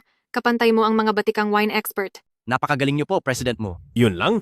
Ang pagtikim ni Young Master Mu sa alak na yan ay kahit sino kaya ring sabihin. Wine expert pa raw. Ikaw. Kuya Mu, huwag mo na lang siyang pansinin. Naiinggit lang ang lalaking iyan sa iyo. Tama, naghahanap lang siya ng away. Tama na iyan. Naniniwala ako na si Mr. Chen ay eksperto sa larangan ng medisina pero sa pagtikim ng alak, katulad ko rin siya, isa lang kaming ordinaryong tao, hindi na nakapagtataka. Tama po ang sinabi niyo. Anong tama?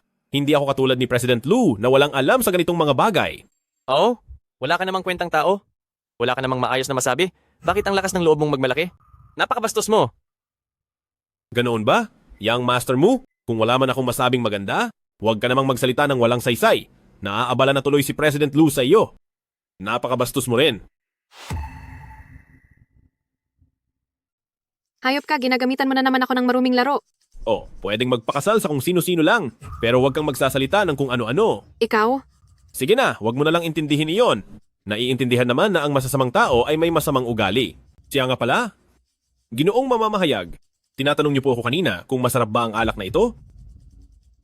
Ang sagot ko po ay mahirap sabihin. Ito ay dahil. Hayaan niyo po akong magbigay ng halimbawa, parang sanay ka na kumain ng luto ng isang 5-star chef, pagkatapos ay bigla kang nakatikim ng maalat na atsara. Sige na, lakas naman ng loob mong sabihin ang alak ng ating Ning Yuan wine industry ay parang maalat na atsara lang? Hindi mo ba kami nirerespeto? Tama, isa kang hamak na tao. Anong karapatan mong sabihing hamak na atsara lang ang alak ng iba? Kung may sarili kang alak, pwede mong ilabas yan. Ang peke ninyo talaga? Bagay na bagay talaga kayong dalawa. Anong sinabi mo? Hindi ba? Nung nandito pa ang asawa ko, todo dikit ka na parang aso, muntik mo na ngang gawing ninuno ang Ning's Liquor. Ngayong wala na ang asawa ko, tatanungin mo ako kung anong klaseng alak? Walang hiya ka. Huwag kang magwala dahil wala kang magawa. Tsaka, sinong nagsabing hindi masarap ang maalat na atsara? Sa tingin ko, ang maalat na atsara ng Yuheju sa Beijing ay masarap talaga. Ikaw. Naalala kong maraming tao rito ngayon mula sa ating mga manufacturer ng atsara ng Jiangcheng. Minamaliit niyo ba sila?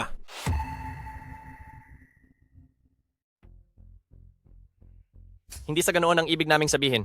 Ang pakiramdam ko lang, minamaliit mo ang ibig sabihin ng alak ng Ning Yuan wine industry. Magpakatotoo ka na. Huwag ka nang magpaligoy-ligoy pa. Anong sabi mo? Minamaliit mo ang alak namin? Ang ibig sabihin lang yan ay may dala kang mas masarap na alak kaysa sa amin, di ba? Huwag mong sabihing luma pa ring alak mula sa Ning's Liquor yan. Siyempre, hindi ito lumang alak. Kung ganoon, ilabas mo na at nang makita ng lahat. Tama, Mr. Chen. Kung may magandang alak ka talaga, ipakita mo ito para mamangha kaming lahat. Kahit na walang gaanong talento ang Mr. Lu, ay may kasama naman ako na kaibigang dalubhasa sa pagtikim ng alak.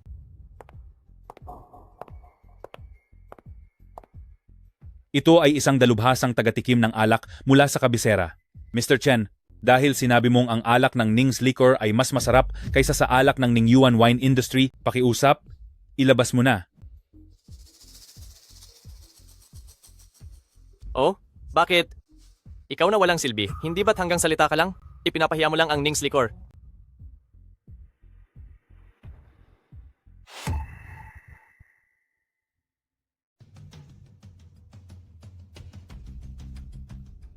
Mr. Chen, ito ba ang alak ni Ning's Liquor? Hindi ba parang masyadong mura ito? Totoo, sa hindi nakakaalam, iisipin nila na kinuha lang iyan mula sa mabahong kanal. Ang talunang ito ay marunong lang magkunwari. Mr. Chen, ito ba ang bagong alak ni Ning's Liquor? Oh, ang alak na ito ay mas masarap kaysa sa isa kanina. Puro ka lang salita. Iyang maduming tubig. Sa kamay ng isang talunang tulad mo, malakas ang loob mong sabihing mas masarap kaysa rito? Mr. Chen, kung maaari po sana, pwede rin ba kaming makatikim para malaman natin kung alin ang peking produkto? Sige lang, pero bawat isa sa inyo ay isang higop lang. Bakit naman? Natatakot ka ba na baka malasing kami? Siyempre hindi. Sadyang masyadong mahal ang alak na ito, hindi nyo kayang bayaran. Anong biro ito? Ang lahat ng nandito. Hindi ba't lahat tayo ay napakayaman? Ang maduming tubig na iyan, sa kamay ng isang talunang tulad mo, sasabihin mong hindi namin kayang bayaran? Tama, kaano ba iyan kamahal? 10,000? 100,000? Nakakatawa. Pasensya na. Ang alak na ito ay nagkakahalaga ng 10 milyong dolyar. Kahangalan kalokohan. Narinig niyo ba yon? Walang silbi. Panay lang ang yabang. Nakakita ka na ba ng 10 milyong dolyar sa buong buhay mo? Tama ang sinasabi ni Kuya Mu. Ang mga ganitong tao ay taga-probinsya lang. Isang hangal na naglakas loob na magwala rito. Talagang ang mukha ni Ning's Liquor ay binibigyan niya ng kahihiyan. Hoy, young master mo. Miss Ning, hindi naman dapat ganyan ang salita. Si Mr. Chen ay isang matalinong tao. Sayang nga lang at hindi niya ginamit sa tamang paraan. Sa inyong lahat. Isa lang itong payasong nagpapapansin. Hindi siya karapat-dapat sa awa niyo.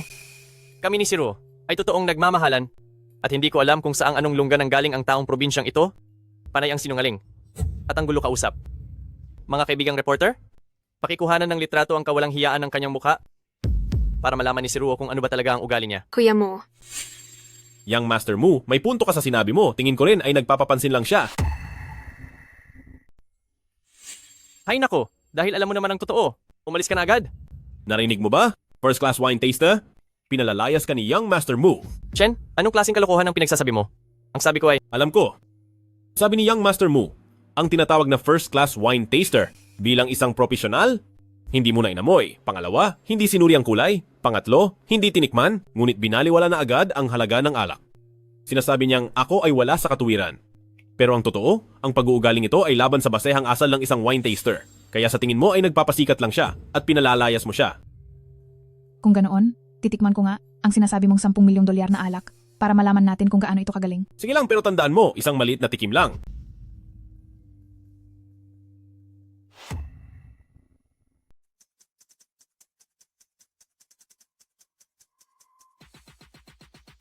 anong problema mo? Inutil ka. Oo nga, wala ka bang respeto? Pumasok na sa loob ng bibig ko. Gumagamit ka ng alak para maghugas ng kamay, tapos natatapon pa kung saan-saan. Tama ka, Mr. Chen. Itong alak na nagkakahalaga ng 10 milyong dolyar, ganito mo lang kung tratuhin? Anong klaseng alak ito? Alak na may gamot. Posible kayang maayos ang alak na ito? Pwede na. Para sa isang alak na may gamot, maituturing na itong napakahusay, isa itong dekalidad na inumin. Kaso lang, alak ito na may gamot. Hindi ito nababagay sa mga formal na okasyon. Hahaha. Mr. Chen, mukhang nakakuha ka ng papuri mula sa isang magaling na tagasuri ng alak. Talagang maayos nga ang alak na ito. Oo nga, baka nagkakahalaga yan ng 500 o 1,000 dolyar. Pangalawang kuya, magkano ang itinakda nating presyo para sa ating alak? Sabihin mo nga sa taong bundok na ito para naman mamulat siya sa katotohanan. 5,000 dolyar bawat bote. Ang tunay na halaga ng alak ko? Mga ignorante kayo? Paano nyo ito maiintindihan? Anong ibig mong sabihin? Linawin mo. Sinong bastos ang tinutukoy mo? Ikaw na mabahong taga-probinsya? Hinayaan ka lang makatayo rito dahil nagbibigay galang kami kay Siruo. Akala mo kung sino ka? Uy, Young Master Mu, huwag ka masyadong magmadali. Okay lang kung wala kayong alam sa alak? Ang sinasabi ko lang, ang tinatawag niyong first class wine taster ay isa lamang ordinaryo at mababaw na tao. Wala siyang alam sa alak kahit katiting. Anong sinabi mo? Mr. Chen, ang taster na ito ay kinikilala rito at sa ibang bansa bilang isang batang henyo, opisyal na first class wine sommelier. Hindi siya gaya ng mga kung sinong taster lang, kaya huwag mo siyang mamaliitin. Isa lang siyang grupo ng mga walang alam na pumupuri sa isa pang walang alam. Wala itong espesyal. Ano ang sabi mo? Napakayabang mo talaga. Tama, isa siyang profesional? Posible bang hindi niya alam ang alak mo? Akala mo ba, taga-probinsya ka, na nakagawa ka ng alak ng mga Diyos? Wala na siyang pag-asa. Kahit paalak ng langit ang gawa niya, basta't hinusgahan ng first-class taster bilang isang hamak na alak, tiyak na wala na siyang mapagbebentahan yan. Sus, kagagawan niya lang din yan. Manahimik kayo. Mga ignorante at makitid ng utak. Anong sinasabi mo? Dahil sa paggalang ng lahat, ay tinaguri ang akong grade 1 wine connoisseur. Sino ka ba sa tingin mo? At nagagawa mo pang sabihing makitid ang utak ko? Ang bulok na alak mo ay nararapat lang na gawing pampalakas. At kung bakit hinayaan kitang manatili rito, ay alang-alang lang sa pangalan ni Pamilyang Ning. Ngayon, lumayas ka na. Oo nga, nakakatawa. Sasabihan mo ang isang grade 1 wine connoisseur na makitid ang utak, galing ka lang sa kabundukan, tapos sasabihin mong ang herbal wine na iyan ay nagkakahalaga ng 10 milyong dolyar, tanga na lang ang bibili niyan.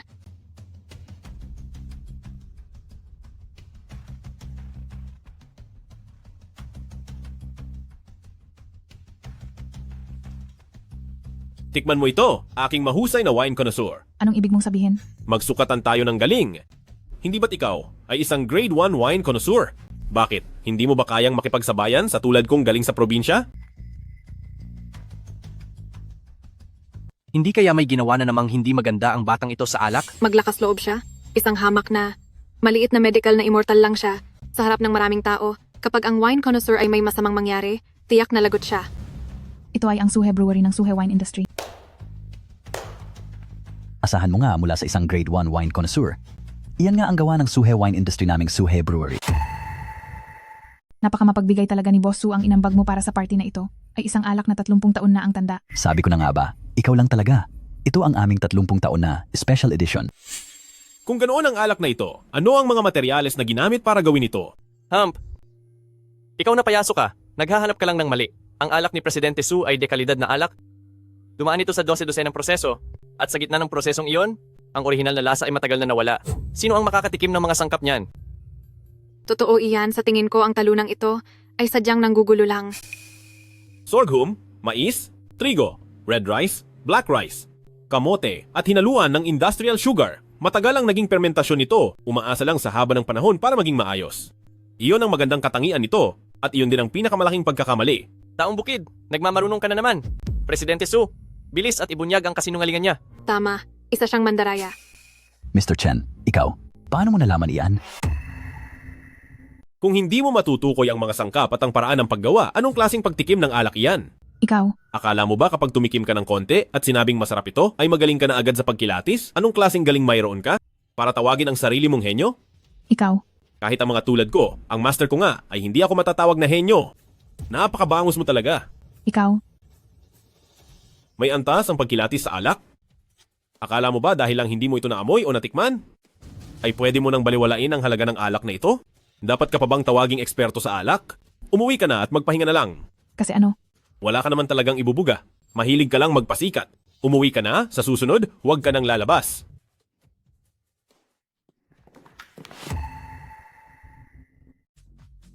Tumawag na kayo ng 911. Ang sama mo talaga, Chen. Totoo naman, dahil lang sa hindi niya nahulaan ang proseso, ay minura mo siya hanggang sa mawalan siya ng malay. Tumahimik na kayong lahat. Ikaw. Anong ikaw?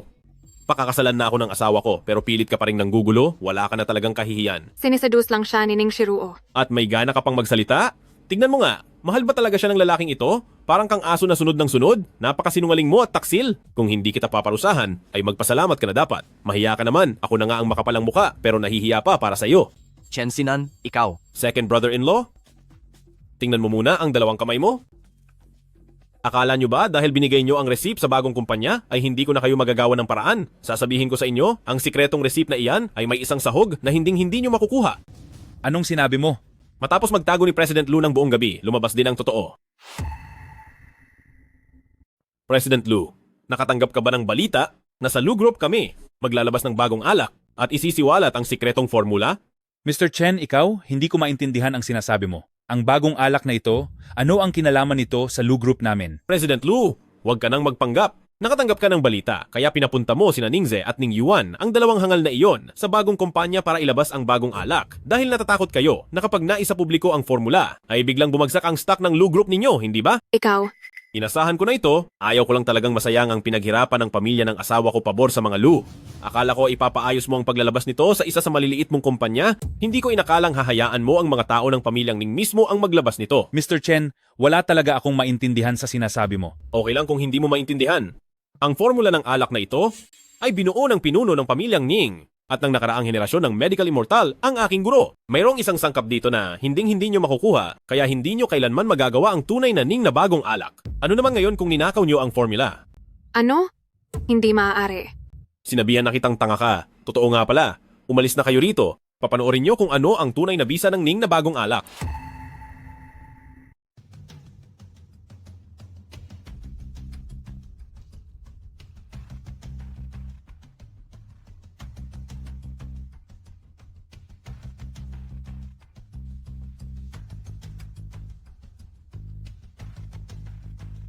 Kumuha ka ng basurahan.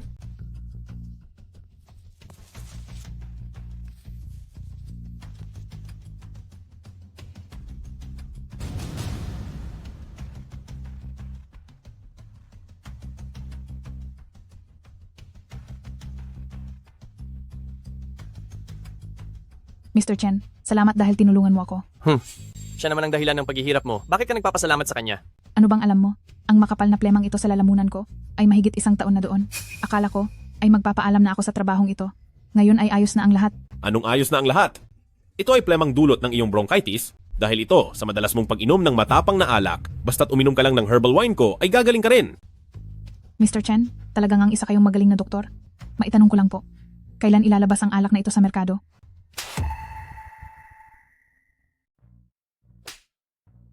Walang hiya kang babae ka. Para saan ba kita kinuha at binabayaran? Bakit ikaw pa ang tumutulong na ipromote ang alak ng iba at nagtatanong pa sa kanila kung kailan ilalabas ang mga iyon? President Lu, ganyan na ba? Galit ka na agad? Hindi mo na ba itutuloy ang pagpapanggap mong mabait ka? Chen, huwag kang masyadong magsaya. Ang Ning's liquor ninyo ay magiging akin din balang araw. Chen, tapos ka na. Kinalaban mo si Lu Group. Talaga ba? Malalaman mo rin agad kung sino talaga sa atin ang tapos na. Isa kang walang kwenta. Ano naman kung may kaunti kang talento? Siguradong yuyurakan ka rin ni Lu Group. Ngayon din. Ano? Ang mga ebidensya ng krimen ni Lu Group ay nailabas na sa publiko? Bumagsak ang stocks ng Lu Group. Mr. Chen, ito. Ginawa mo ba ang lahat ng ito?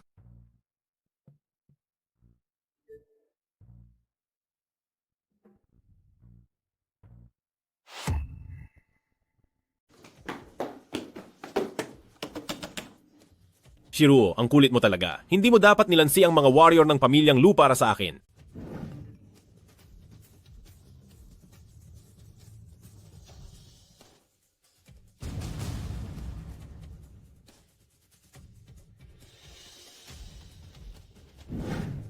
Ex-Shiruo, hintayin mo ako? Siguradong ililigtas kita.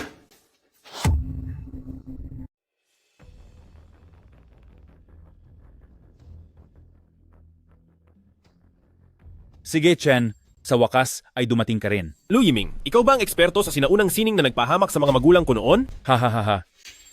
Eksakto, hindi mo akalain, no? Pinahamak mo ang buong pamilya ng pamilya Chen. Gamit lang ang sarili mo? Mas mabilis pa ang hingal mo kaysa sa iba? Hindi ka maaaring maging isang bihasang martial artist.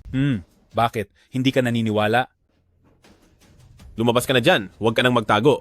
Dapat ko nang naisip na ang totoong eksperto ng pamilyang Lu ay walang iba kundi ikaw.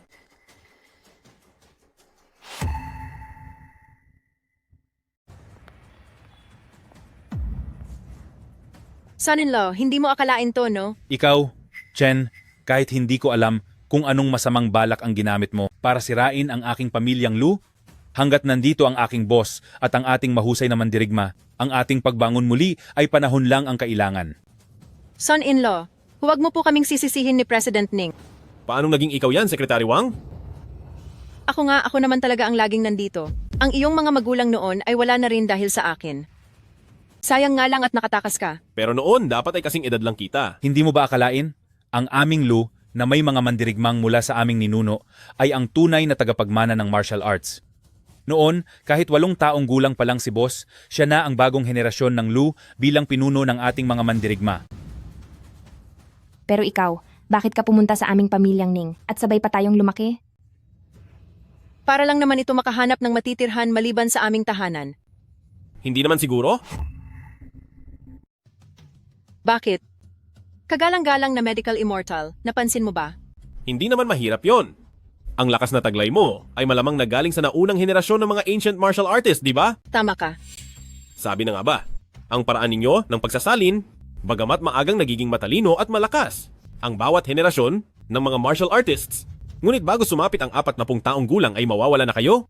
Isa lamang itong maling gawain. Ano naman ngayon? Ang mga naunang martial artists ay natuklasan ng biglang paglitaw ng alak mula sa Ning's Distillery na may sangkap na kayang magpabagal sa pagkawala ng buhay ninyo. Tama. Ngunit dahil ang nauna sa iyo ay mawawala na, ipinasa niya ang lahat ng kanyang lakas sa iyo at inutusan kang pumunta sa pamilyang Ning para hanapin ang pinagmulan ng gamot na iyon. Ilang taon kong sinubukan, at sa wakas ay nakuha ang tiwala ng pamilyang Ning, pero sinong mag-aakalang ang sikreto nilang sangkap ay hinding-hindi ako matutulungan. Kaya kayo gumagawa ng kwento at sinabing ninakaw ang sikreto para pilitin kami ni Siruo na kumilos upang mailantad ang totoong pinagmulan ng gamot. Dahil nahulaan mo na, hindi ko na ito itatago sa iyo. Ilabas mo na agad ang gamit. Kung hindi ay malalagot kayong lahat. Tingnan natin kung sino ang mawawala. Nagmamayabang ka pa rin ba? Sadyang ipinatigil ko ang elevator sa itaas na palapag para lang makita ang lagay mo pagkatapos mong maghagdan. Hindi mo inaasahan, di ba? Ang tanyag na immortal na mediko ay tinamaan na ng matinding lason. Ano? Kailan ka pa nalason? Ibinubunyag ka na ng iyong paghinga. Sa lagay mong iyan, wala ka ng pag-asa. Hahaha? Hindi ko akalain na ang pagtatrabaho ng Jiang Jongjing ay talagang maaasahan. Hayaan ang tanyag na immortal na mediko na malason nang hindi niya nalalaman. Ubos na ang oras mo. Shinan, totoo ba ang sinasabi niya? Tama na. Makinig ka ng mabuti. Ibigay mo na sa akin ang mga sangkap para sa gamot na iyon at maaari ko pang isiping hayaan siyang mabuhay.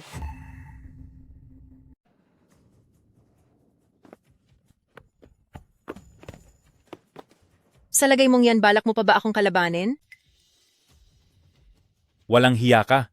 Dahil sa iyo ay naghirap si Lu.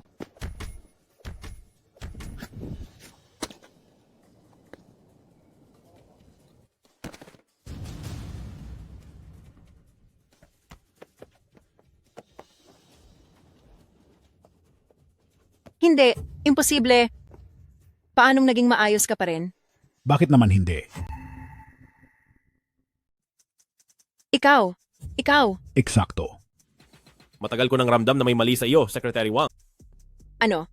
Ayaw mo bang malaman kung paano ko pinabagsak si Lu Group? Ikaw. Pinakiusapan ko lang si Old Jiang habang abala ka sa pagharap sa akin at kay Siruo na kunin ang mga ebidensya ng krimen ni Lu. At pinagawa ko rin kina President Shen at President Wu na ibenta ang karamihan sa inyong mga shares. Sila ba iyon? Tama. Ang mga taong ito ay ang mga mismong pinili mo para kalabanin ako, pero hindi mo inaasahan ito, di ba? Dahil isa akong henyong doktor, hindi ba't mas mahalaga? Ang pakinabang nila sa akin? Tama ka, Secretary Wang. Huwag mo na akong sisihin. Ang paggawa nito ang naging kondisyon ko bago sumailalim sa turo ng henyong doktor. Kay President Lu, ang alok lang sa akin ay maging dekana ng kolehiyo ng medisina. Sa tingin niyo ba, ay seryoso akong interesado roon? Masyado akong tapat para diyan. Old Jiang, hindi ba't ang iniisip mo ay ang matutunan ang 9 Yang Divine Art ay mas mahalaga kaysa maging dekana ng medisina? Guro, pagbigyan mo naman ako sa harap ng ibang tao. Ha ha ha ha ha ha ha ha ha ha. Ha ha ha. Ano naman kung nagsanib puwersa kayong dalawa? Chen Xin-an, kakatama mo lang sa palad ko. Imposibleng matalo mo pa ako. Kahit pa hindi mo ako tinamaan, hindi talaga kita matatalo, masyado mo naman akong minamaliit. Ikaw, linason mo ba ako? Eksakto. Noong tinira mo ako kanina, sinalubong ko ito gamit ang karayom. Wala lang iyon? Nawalan ka lang naman ng lahat ng iyong lakas. Ikaw, wala kang hiyang hayop ka. Ganito rin ang ginawa mo sa mga magulang ko noon, di ba? Noong hindi pa ganoon kagamit ang kapangyarihan mo, mahirap para sa iyo na magdulot ng matinding pinsala kay Chen family. Guro, nagdududa ka ba? Tama yan. Kaming mga lumang dirigma, ang tunay na tagapagmana ng Hari ng Lason. Secretary Wang, sayang naman kayong mga lumang dirigma na tagapagmana ng Hari ng Lason dahil sa iyo na matatapos ang lahat.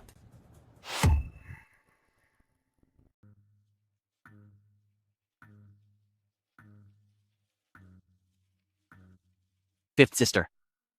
Patawarin mo na po kami. Totoo iyon, ikalimang ate. Nagsusumamo ako sa inyo na huwag kaming paalisin sa pamilyang Ning. Guro, baka naman. Ano bang sinasabi mo? Mga mahuhusay kaming manggagamot at hindi kami mga kriminal.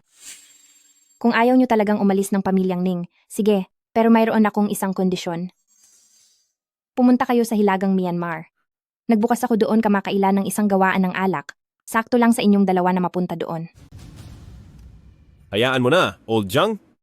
Sa tingin ko talaga ay mas maganda ang pamamaraang sinabi mo. Pupunta na kami. Pupunta na kami. Tatay, nanay, Anong nangyayari dito? Nagsalita ka pa. Dahil lahat ito sa pakikipagpustahan mo, tuluyan nang bumagsak ang Lugia Group at tumaas ng husto ang stock ng Ning's Liquor. Oh, edi congratulations sa iyo, President Ning. Ngayong nagkaroon na kayo ng asawa mo ng isang malaking anak. Gusto mo bang masaktan? Tanging si Madam lang talaga ang nakakapagpasunod kay Guro.